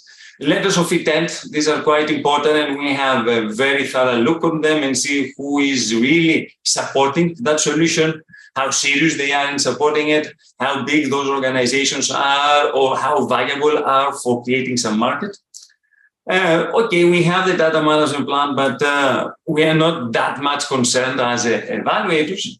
And something that is underused, but probably I think you should consider using it, is that you have the possibility as an applicant to submit maximum 10 more pages as an annex of any other information that you believe could be beneficial for influencing positively the evaluators. So what that could be, maybe it is a preliminary business plan, or it is an internal survey that you have conducted and you would like to give the results of that survey that highlight how much is the interest of the potential clients of your solution. So please use it, because since they give you that kind of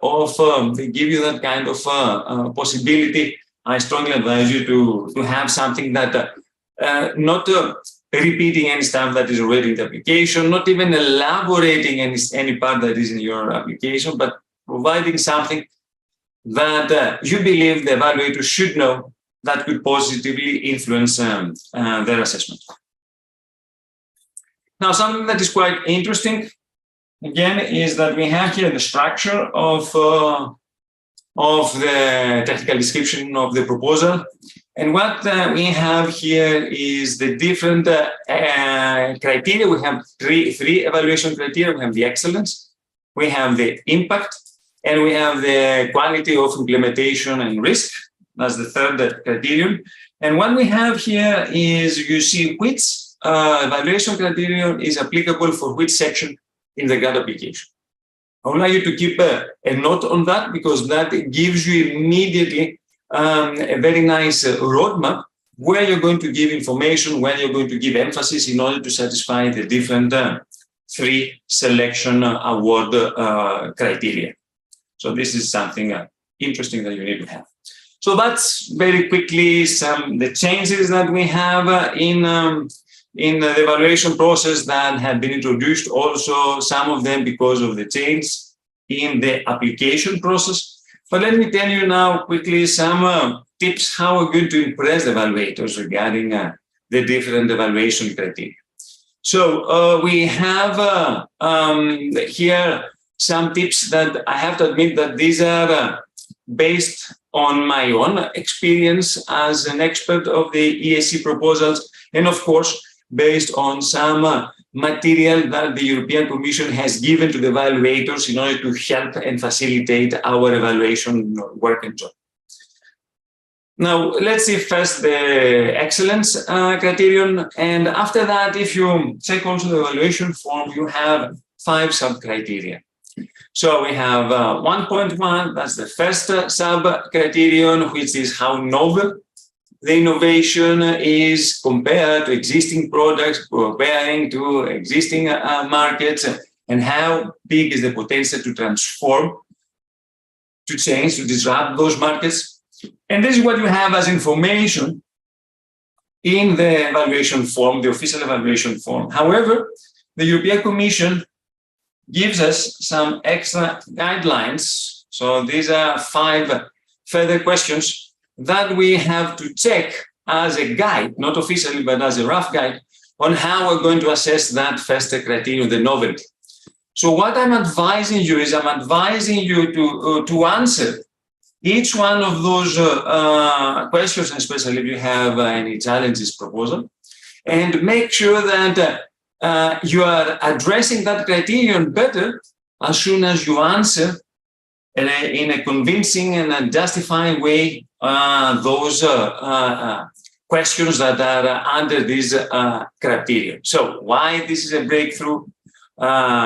If it has a high degree of novelty, how successful it can be and why? How successful it can be of creating a new market or disrupting existing markets? Is it high risk, high potential innovation idea? So these are things that you need to think and answer them in a convincing way for addressing the first sub-criterion under excellence. Similarly, we have for the second criterion, where that talks about the timing. Here, all right, we need to explain why now. So why it is urgent that solution to be funded now and penetrate the market? Maybe because you want to maintain a competitive advantage. Maybe because it is possible now, because before you didn't have the technological maturity of your solution. Maybe because now you have received very positive feedback from potential clients. But this is something that you need to highlight in your proposal. And of course, this is also in relation to what I said, lose the first mover advantage or lose a competitive advantage that you might have if you enter the market first. The third criterion deals about how ready is the solution now, how mature from a technological point of view the solution is. And this is important. You need to have at least completed, so means reached or completed the same thing, TRL4. What is TRL4? TRL4 is that you have already completed successfully any experiments in the lab. Positive feedback, in a simulated environment, in a lab environment, that this is a completion of TRL4, all the experiments. Now you need to go and check it with end users. That means that you are in TRL5. Sorry. And also, as soon as you justify what is your current technological maturity, you need to explain what will be your actions for reaching TRL8 or TRL9. So this is something that we check very thoroughly here and see whether you have that kind of strategy very well elaborated in your proposal. For the fourth criterion under excellent, we need to make sure that the technology, that the underlying technology of your solution is safe, secure, and reliable. This is especially important for artificial based systems. So we are asked, whenever a solution is based on AI, to make sure that, yes, it will operate or it operates in a safe, secure, and reliable manner. Because otherwise, if we don't have evidence of that, we're going to penalize the proposal. And the last sub-criterion under excellence is whether you own that solution, whether you have the necessary intellectual property rights, and whether there is any conflict with any other patents, with any other IPR ownerships that someone else have and is not part of the proposal. This is the freedom to operate. So we need to check whether you are the owner. We need to check whether you have the freedom to operate for commercialization. And we need to make sure that any new knowledge that's going to be created, it is going to be protected. So these are questions, sub-questions that you don't see in the evaluation form, but will help you to write convincingly and addressing that sub-criteria. So that is what we have for the excellence criterion. We're going to have now a look on the impact. If you have any questions, of course, we will address them after the presentation. So regarding the impact criterion, we have again 5 sub-criteria. And for each one of them, you need to answer some questions. And I repeat, these questions that you have to answer, you will not find them anywhere else apart in the briefing material for the evaluators. So pay attention to that, because that doesn't help only us as evaluators to assess that, but help you as an applicant to see what kind of arguments and information and knowledge you need to include in your proposal. So this is regarding the potential to develop new markets, whether it can give significant growth to the company, how you're going to do that from the financial point of view has been well addressed. So for doing and addressing that criterion, it is strongly recommended to work on those 4 questions. So make sure that your market has been well presented. Make sure that describe what will be the positive impact to the company by scaling up the proposed solution. Make sure that you have a very good financial analysis of what kind of financial needs you're going to have, what will be your costs for scaling up your solution, and whether the timeline that penetrating the market, so presenting a business case, reaching TRL9, is reasonable. I mean, it has a very reasonable timeline, considering that there might be some delays or some lagging when you want, for example, to receive some approvals, regulatory approvals from the member states or from national authorities. So you need to consider that. Otherwise, if you don't consider, we see that there is a big need for that. We see that you haven't thought very well what will be the timeline of your solution penetrating the market. The second criterion deals with the commercialization. So, and as soon as the commercialization takes place, what will be the broader impacts, not from the financial point of view, specifically for the company itself, but how it facilitates and improves quality of life of people in society, how it gives opportunities to other economic actors to gain from your solution, how environmental friendly is to the environment, on how low is the environmental footprint your solution or how it will support the climate priorities that the European Union have. So these are the important questions that you have to answer. However, I would like one keyword is here, and that keyword is the word quantified. Sorry, one moment. I need to make sure because the mouse, okay, the mouse just connected. So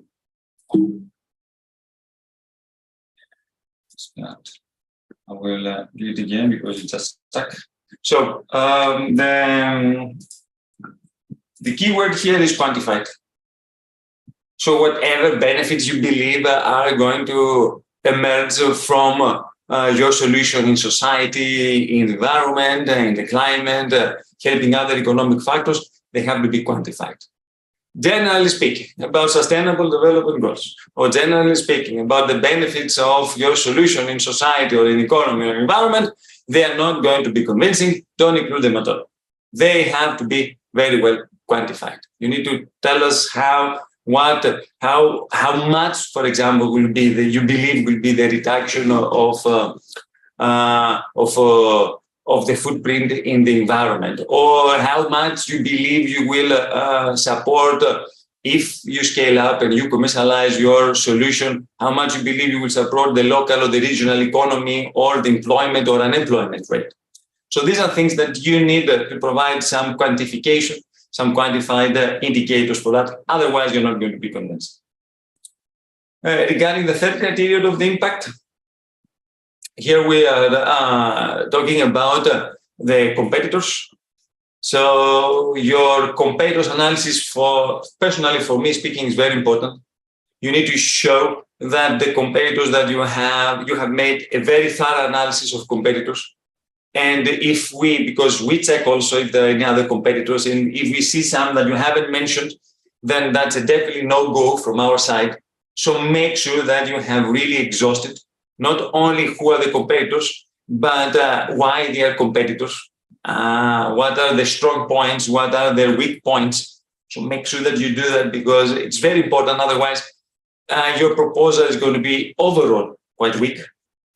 So do a short analysis with the strengths and weaknesses and opportunities and threats. Make sure that you have a clear plan how you're going to exploit the needs of the market.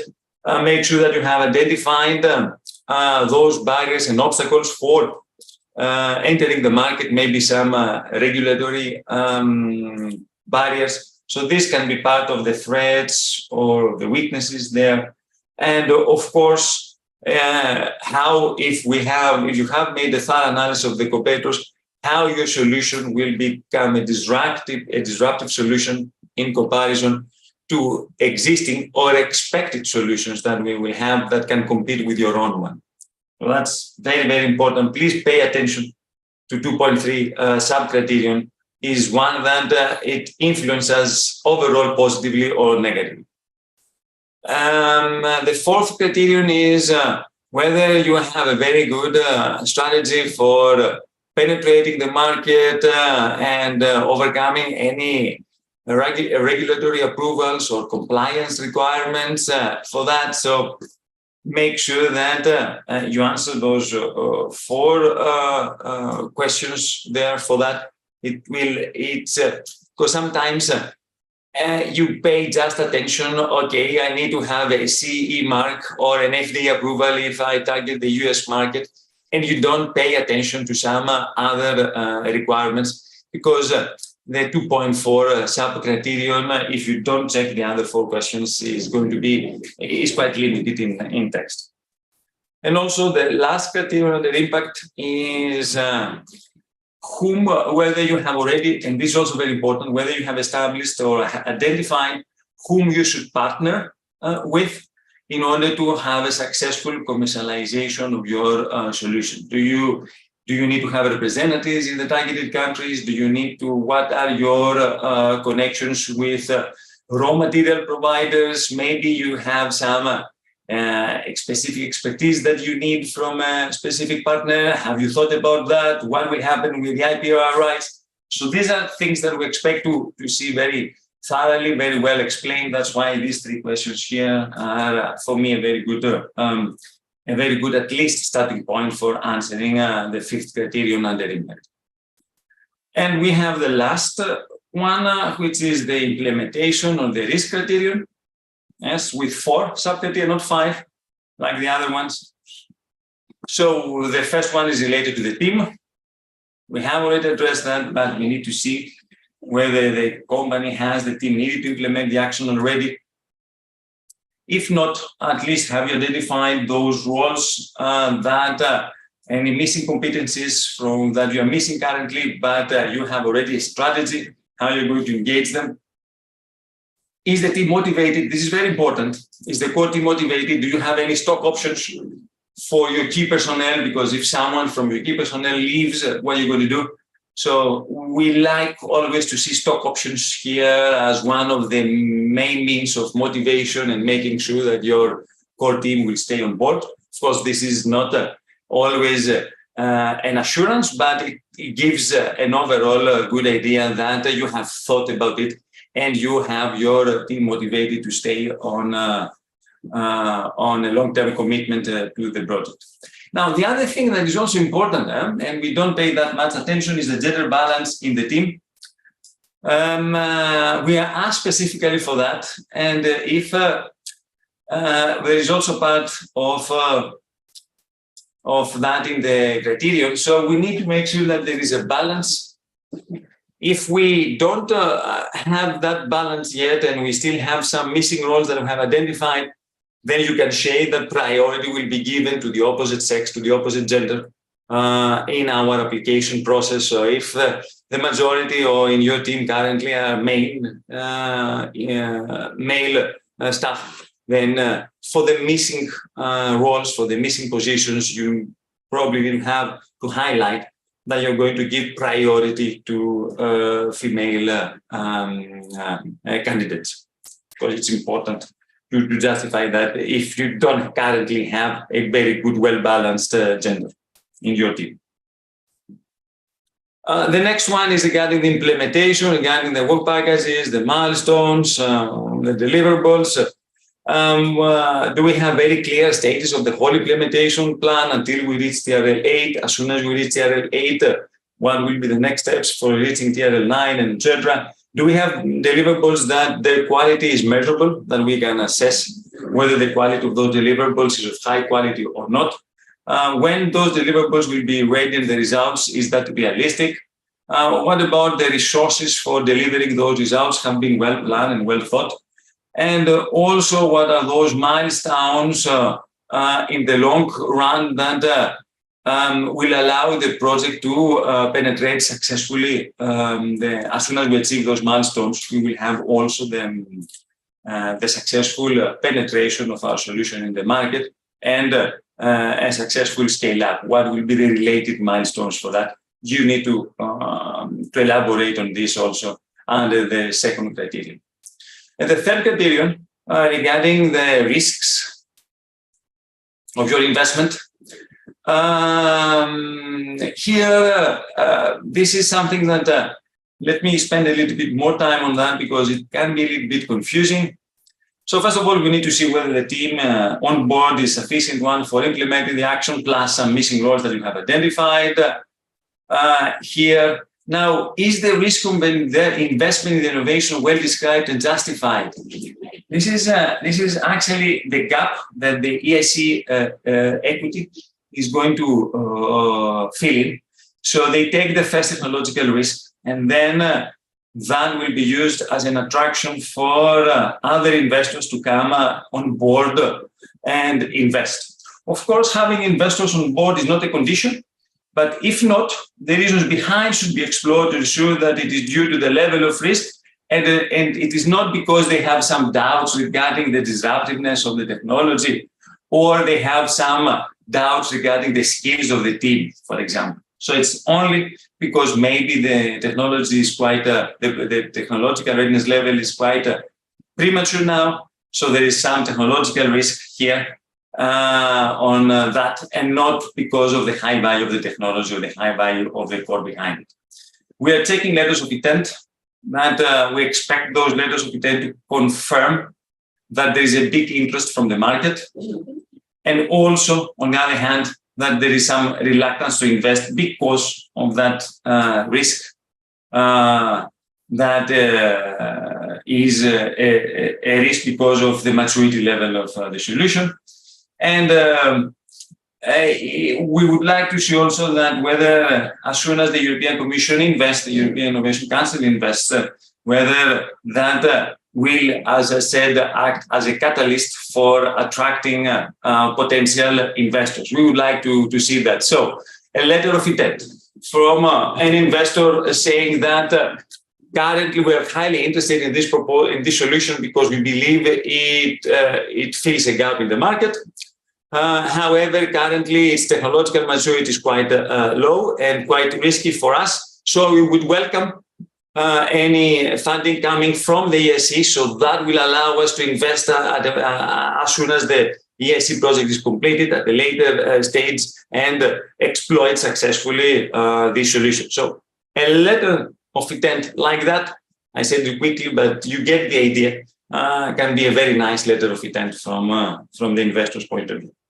And the fourth criterion, so have you identified the main risks? And when we say main risks, we mean technological risks, market risks, financial, regulatory, and what will be your measures? First of all, for mitigating them. Mitigating means preventing them to take place. So first of all, you need to well describe them and quantify them, then give us a strategy to prevent them. And if at the very end they still take place, then give me some actions that you plan to undertake for as soon as they take place to address them. So the difference between mitigation and contingency is mitigation means that you prevent the risk to take place. Contingency means that as soon as the risk takes place, what will be your reaction? So that's the only difference. So we would like to have both a mitigation and a contingency strategy in the risk analysis. It is not asked by the application form, but it is something that positively biases us. And that's it from my side. I hope it was useful. I would like to say to you congratulations if you managed to follow convincingly the questions that I have included here for you and the read sub-criterion. Then you will see that your whole job as an applicant writing a success proposal is much easier now. Okay, so the floor back to Serkan or to Odysseia. Thank you very much. We'll stop sharing. Okay. So we have a few questions in the Q&A box left. I also replied some of those questions in writing over there. I have a final Q&A presentation. Let me find it.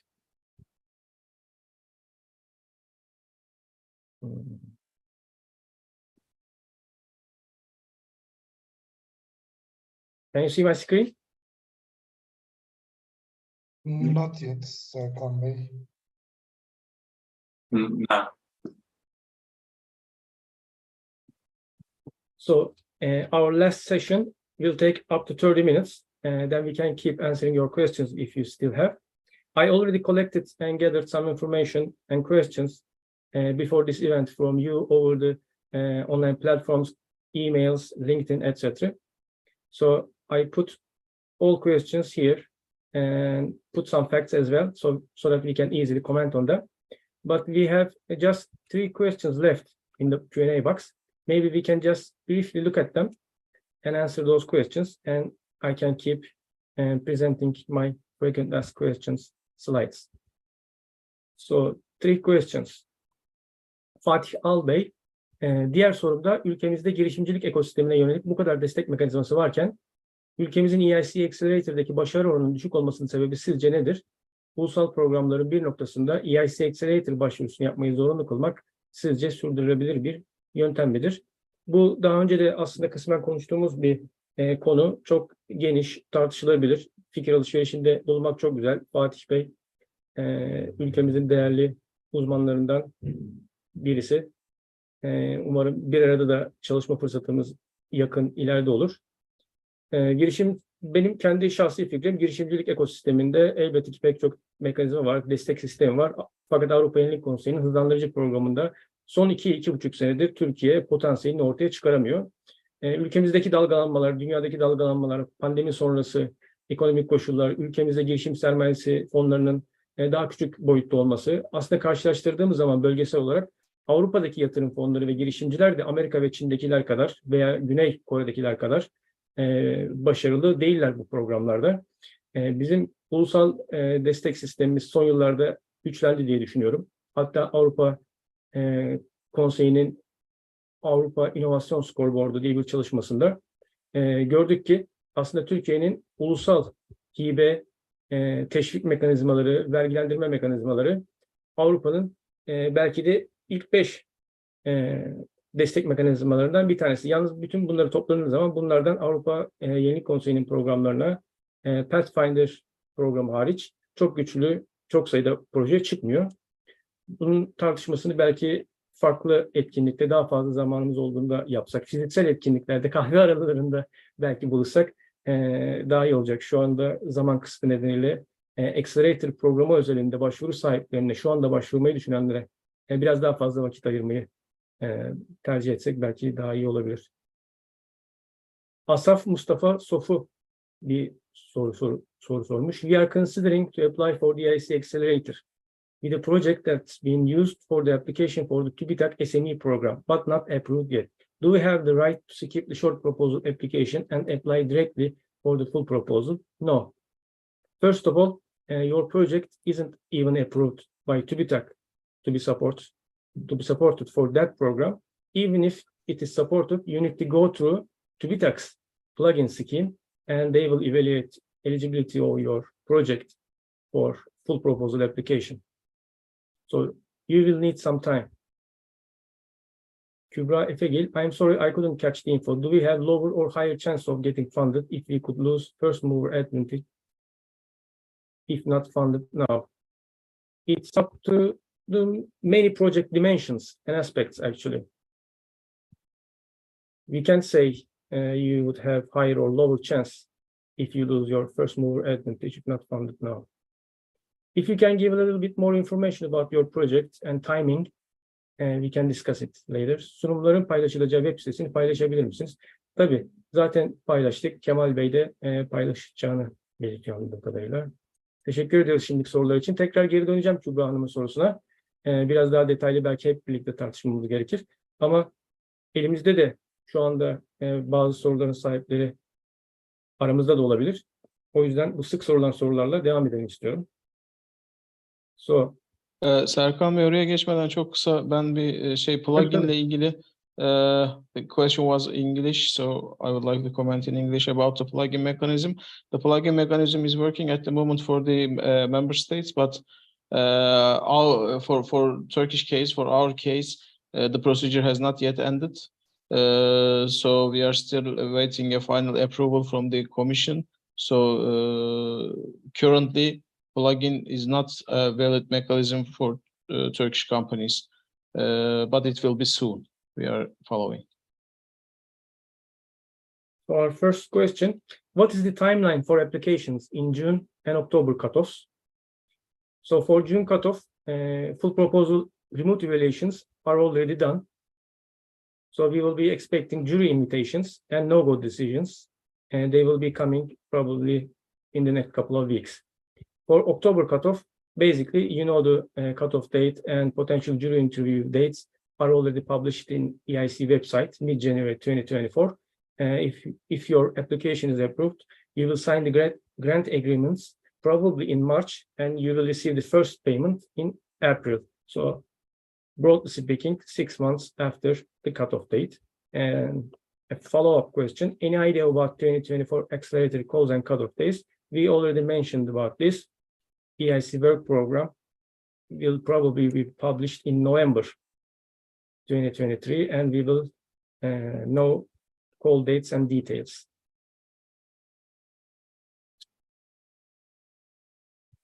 Can I submit more than one project to EIC Accelerator at the same time?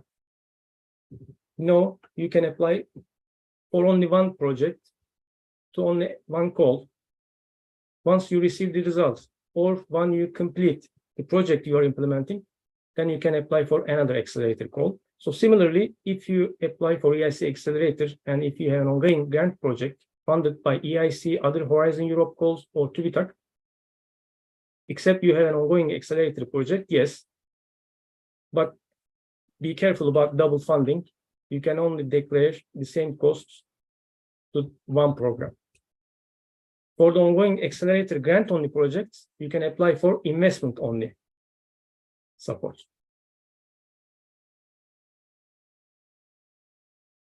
Can I speak Turkish in my pitch video or upload documents in different languages?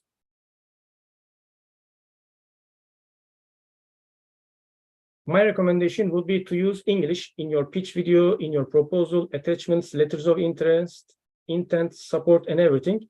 And jury interviews will already be in English, and you cannot use translator, and you are a candidate to become a global brand, global company, but you can use subtitles in the video. For example, in this video, this is from an EIC Accelerator pitch video, Quendela. It's a French company. Previously, they won SME Instrument Phase 1 support 5 years ago, and last year, they won blended finance support from the EIC. Co-founder of the company, a professor, speaks in English, but still uses English subtitles, which is helpful to expert evaluators. And I don't know if you have any comment, Odysseus or Nicholas, about communication.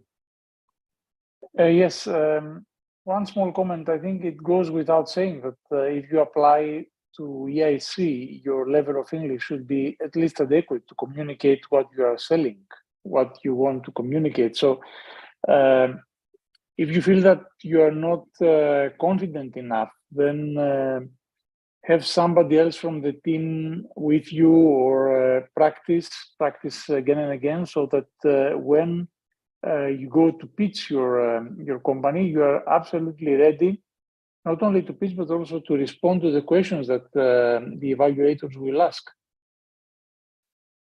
Right.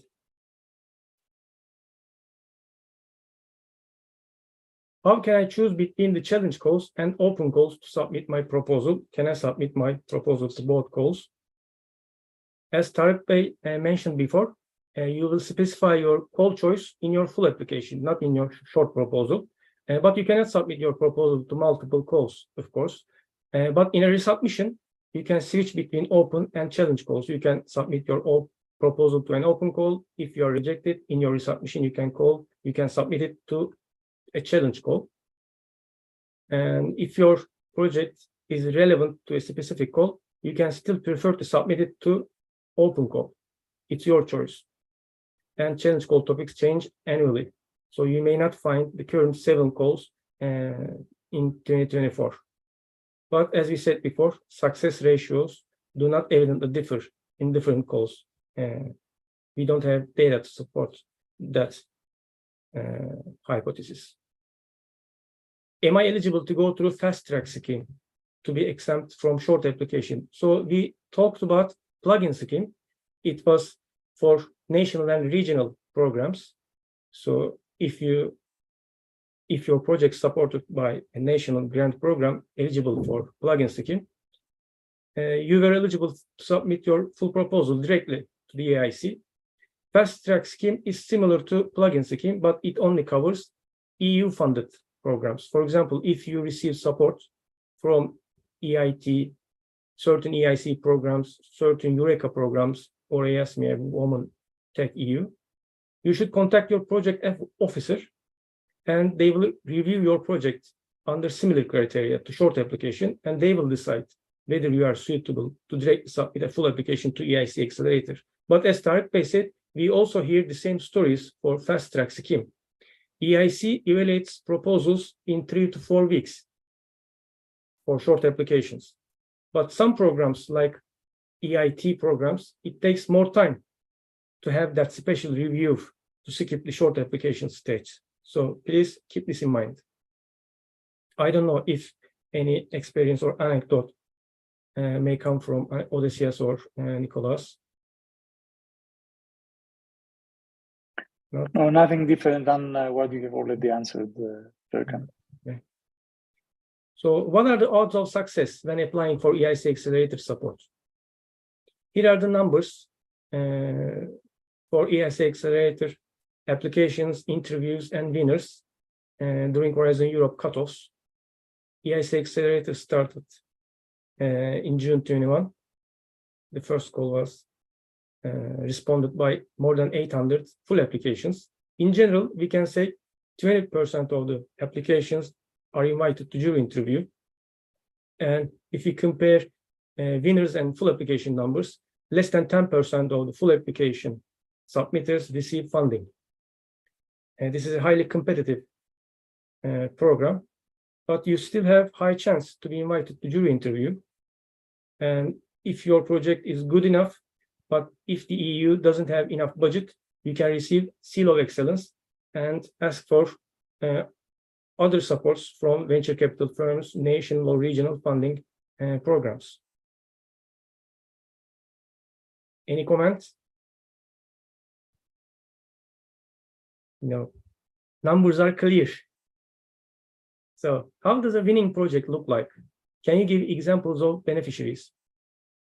First of all, in the first half of 2023, we had 83 beneficiaries, so 83 winners.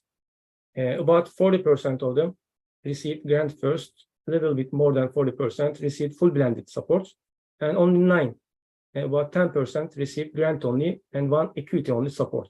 This is the distribution of the winners by funding type. I picked 3 examples for each category. One of them, Vitestro, the world's first fully autonomous blood drawing device from vein detection to bandage application.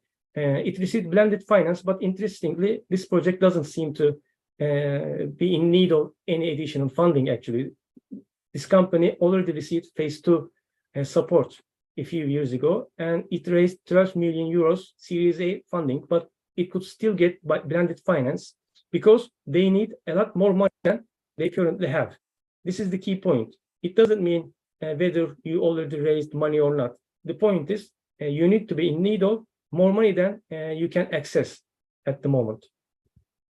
And this company started fundraising from EIC and venture capital firms at the same time, but venture capital firms were fast enough to support this company. They received this Series A just 1 month before EIC made his decision. Good company, it will be launched in 2024. Another company, grant-only support. So it's an online digital service, subscription-based online service to monitor worldwide hydrological surfaces for water, resources management, and flood risk assessment. It's a recent project with 15 employees, and it was a very successful company. It received multiple innovation entrepreneurship awards and small grants. Service was already launched before EIC application, but it wasn't considered as TRL9. It was just a small, ugly prototype, kind of early software version, and it is upgraded continuously. Another project, it's a grant first applicant, magnetic caloric heating and cooling, green, energy efficient, and cost competitive magnetic caloric heating and cooling technology, kind of a pump, actually. It's a university spin-off. It's an EIT, European Institute of Innovation and Technology alumni. It received multiple grants, and it's projected 2029 revenue, 85 million euros. Great. First pilot will be in 2025.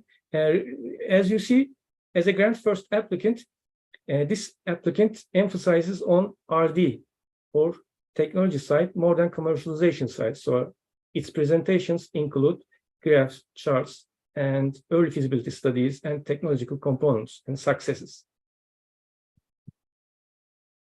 Do I need to be a potential unicorn to get EIC Accelerator support?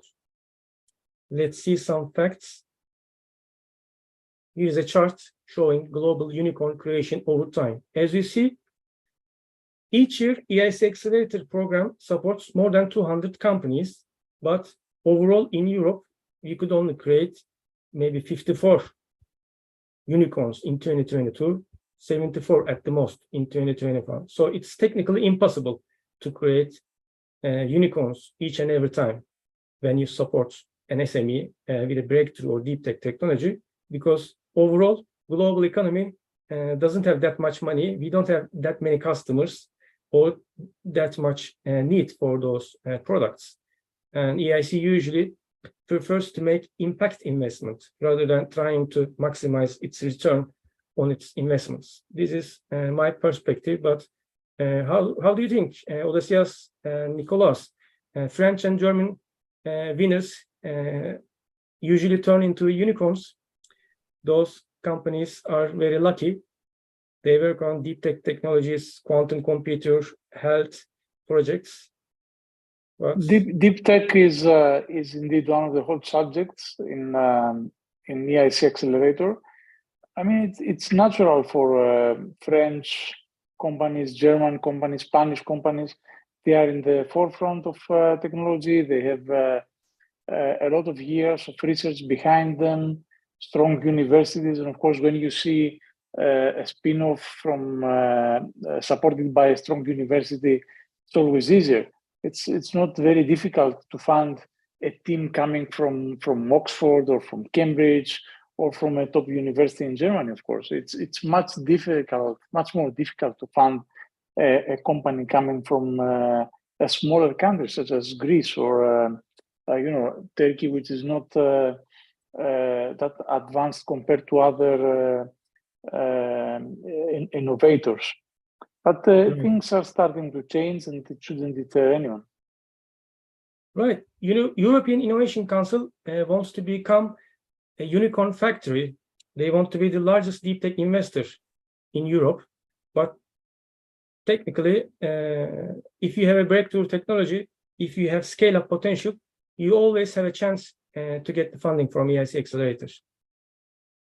And what they need to focus is on, the European Commission is highly interested to see at least the results from R&D to be exploited and commercialized, because we are, as a European Union, we receive most of the research and innovation knowledge, but we don't put that into practice. And that was also something that came out from the new strategic plan. So, nevertheless, what we need here is we need to make sure that we create new markets with the results that we have exploited, either coming out from an R&D effort or from a non-effort from an SME. And it shouldn't be a priority to see unicorns in Europe, because there aren't that many unicorns in Europe. And if there are, probably they don't need the EIC support. So, and your graph, I think, justifies that quite well. Thanks. So what are the strategic technologies, innovations that may be positively assessed and may even be invested in over 15 million euros? So European Commission puts a lot of emphasis on strategic technologies. We mentioned this before, but there isn't an explicit list of strategic technologies. No sector or innovation is immediately regarded as strategic, like quantum computers or certain vaccines or health technologies or green technologies. What matters is your proposal details. You need to convince evaluators that your proposal is strategic. But still, EIC work program lists some challenge goals. All of them could be potentially strategic technologies, and two of them are specifically important: semiconductor and quantum technologies and space technologies. There is also a new initiative, Strategic Technologies for Europe platform. So Europe will keep paying a lot of attention to strategic importance, technological sovereignty, and economic independence. If you have relevant projects touching on these strategic importance, your chance would be higher, I think. Do you agree? So what costs are eligible in the project budget? When we look at the project budget and eligibility, we have two considerations. First, grant aims to support innovation actions. Equity is your money. You can invest in any activity you want. Broadly speaking, salaries, travels, equipment, consumables, and everything are eligible, plus outsourcing. Main eligible costs, deductible VAT, excessive, unreasonable expenditures, etc. A similar question, does EIC make advance payment or reimburse the work performed afterwards? Advance payment. This is what EIC or European Commission prefers. And once you sign the grant agreement, you are usually paid a prepayment within 30 days of grant signature. But at the end, costs have to be reported to EIC to finalize those grant amounts. Any comment, or I can skip the next question? So if my proposal, a similar question again, or follow-up question, if my proposal is selected for funding, can I receive the full grant and equity amount I request in my proposal? We have a few rules. First of all, approved financial amounts are the maximum amounts. You cannot exceed them, but you may receive lower amounts because you may not need them as much as during the projects. Grant payments are subject to proper reporting of eligible costs and implementation of the work plan as outlined in the grant agreement. So you need to follow your work packages, you need to reach your milestones, you need to report them, record them in your accounting tables, and they need to be eligible. For example, if you plan to hire 10 people during the project, but you hire 5 people, of course, you may receive lower amounts, but you have an option to transfer some budget items as long as you keep your total budget within the maximum requested amount. Investment payments are similar. You will have another agreement with the EIC for the investment part, and you will be subject to milestone achievements. That investment part, even if you request 5 million euros, it will probably be divided into 3-4 tranches, and they will be associated with milestone achievements. And it is important to know during the interview, the jury may propose a different type of funding. For example, you may request blended finance, but if you don't have any potential co-investors, if you didn't start your fundraising activities, or if your technology has risks, then the jury may propose, okay, your project is great, but let's support you in grant first format. Let's look at your milestones, achievements during grant supported project, and then you can turn it to blended finance during the project, or vice versa. So if I cannot pass the short or full application stages at my first attempt, what are my options? What your suggestions? So there are some rules for resubmission. Basically, broadly speaking, if your first submission is rejected, you have 12 months to resubmit it again. If it is rejected again, broadly speaking, you need to wait for a year to submit another project or improved version of the first project. But at different stages, you have the rights to complain for errors, etc. You can review these rules if you need them. I hope you don't need them. You succeed in your first submission. Any comment? So what happens if I sell my company, merge it with another company, or lose my SME status during the project implementation? So what is an SME? We already talked about this. So these kind of questions can be answered on a case-by-case basis because it depends on your specific situation. For example, if you are already a successful grantee, if you can achieve your milestones, if you can deliver your outputs and raise VC money, etc., then EIC would say, okay, there is no point terminating your grant or changing anything in your grant agreement. We can just change a PIC number or contact person information, and you can continue your project. But otherwise, if the mergers and acquisitions operation is unlawful, and if it puts the award decision into question, EIC may terminate your grant agreement. So this is a situation that will be dealt on a case-by-case basis. So what is technological due diligence? How does it relate to proposal evaluation? So this question comes from an applicant who's paranoid about the awarding decision, because your project is already approved, you are selected and you start your grant supported project, but you are still subject to technological due diligence for investment part if you are a blended finance grantee. And technological due diligence starts after the results are published and before an investment decision is made during your grant project. You will keep negotiating with the EIC and European Investment Bank and experts for your technological achievements and your projections. So when I apply for equity investment support, who will be the investor?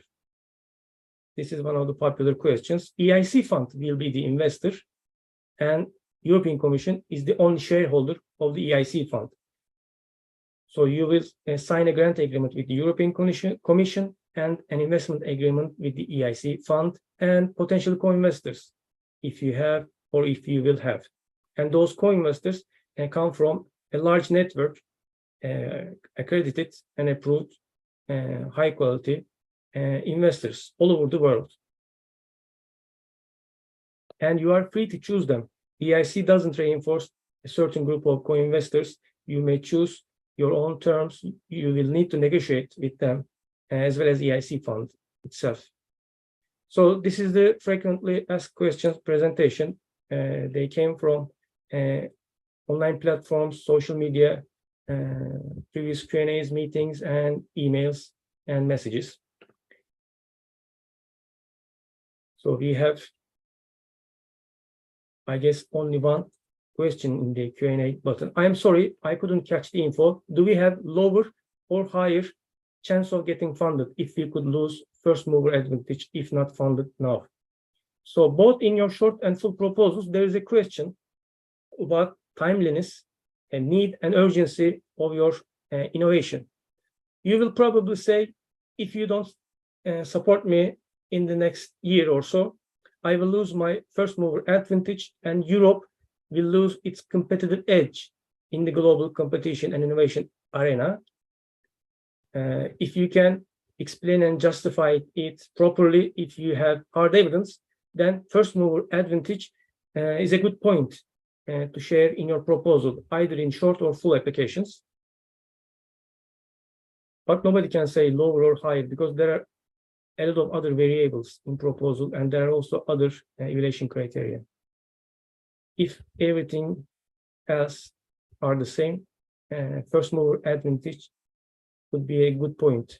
If particularly your innovation is a strategic innovation or technology, what would be the consequences if one or more milestones are not satisfied for honest reasons? Then you can amend your grant agreement or investment agreement. For example, we had coronavirus pandemic, we had earthquake, we had different situations between Ukraine and Russia or in our country. And then you can communicate with your project officer and they would make an amendment in your grant or investment agreement. You can change the timeline or you can have different milestones, different descriptions of the milestones that are written in your current proposal. So I think we answered all questions asked in the Q&A button. And we finished our presentations and frequently asked questions. And the floor is Odysseus, Tarık Bey, and Merve Hanım. Thank you, Serkan. I think we have covered a lot of questions, all of them very clearly. Thank you for your presentation. We will distribute that, of course. In case something was not clear or in case new questions have come up, please feel free to send your questions by email. We will respond to them and we will update the frequently asked questions. There are a lot of changes in EIC. EIC started, as many of you maybe remember, as a pilot. in the previous, in the end of the Horizon 2020. The Commission is trying to achieve something very ambitious by creating, the unicorns of Europe, and it is a very competitive goal. But that doesn't mean that it should deter you. If you believe that you are EIC material, you should definitely go for EIC and try your chances there.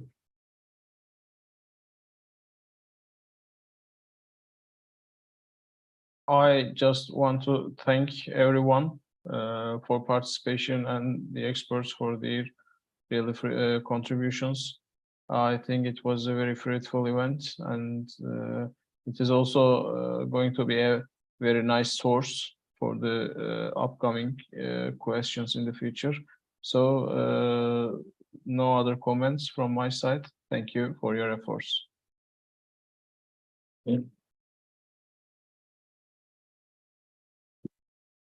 Thank you so much, Tarek. I don't know, Nicholas, would you like to say anything before we close the... Yes, just if someone asks me where we should give focus, of course, the cliché answer is we need to give focus in every bit of the application form. But for me, there are three killer questions that you need to address. So one killer question is how big is the market potential of your solution and how clear you are in justifying that? That's one first killer question. The second killer question is how exhaustive is your competition and how you're going to overcome any newcomers or existing competitors to your solution, or at least to the clients that you have, same clients. And the third one is the TRL. How mature is your technology now? Whether you have the proof to show that you have completed successfully TRL 4, so you are already reached TRL 5. But bear in mind that you have just 2 years or so from whatever your starting TRL is to reach TRL 8. And some applicants are doing a big mistake on that. They are speeding up the whole process without taking into consideration any regulatory approvals that have to take place, specifically in the health-related related applications, and they fail, and they just don't provide a pragmatic and a realistic timeline. So if you are not fully satisfied with any of those three questions, then I suggest you not to go through to the EIC. Go through some other options. You, the CS, mentioned many other opportunities, funding opportunities. Don't spend a lot of, don't have high expectations if you don't fulfill at least those three killer questions sufficiently. And I would like to also thank you all participants and all experts for your valuable contributions and also for your questions. I think it's if you, as a startup, as an entrepreneur, if you met eligibility criteria for applying EIC Accelerator, I think it's great opportunity to get evaluated from European evaluators for your business plan, for your innovations. And if you got passed for short application process, you can just receive a free 3 days mentorship mentoring program for EIC full proposal process. It's also great opportunity to hear comments from the EIC EU evaluators, mentors for your business plan and for your innovations. And it's also very short application process. I think just feel free to apply.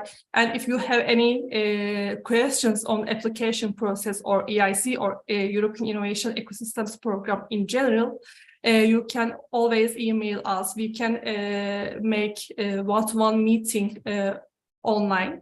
We are here to help you. Thank you very much.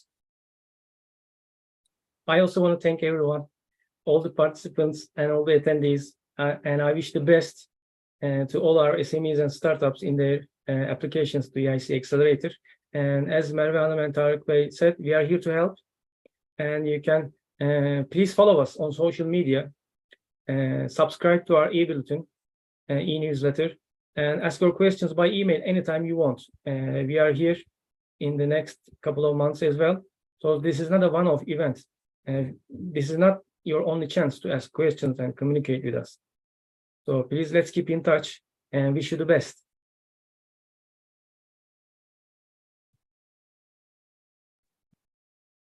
Thank you all. I think we have concluded the session.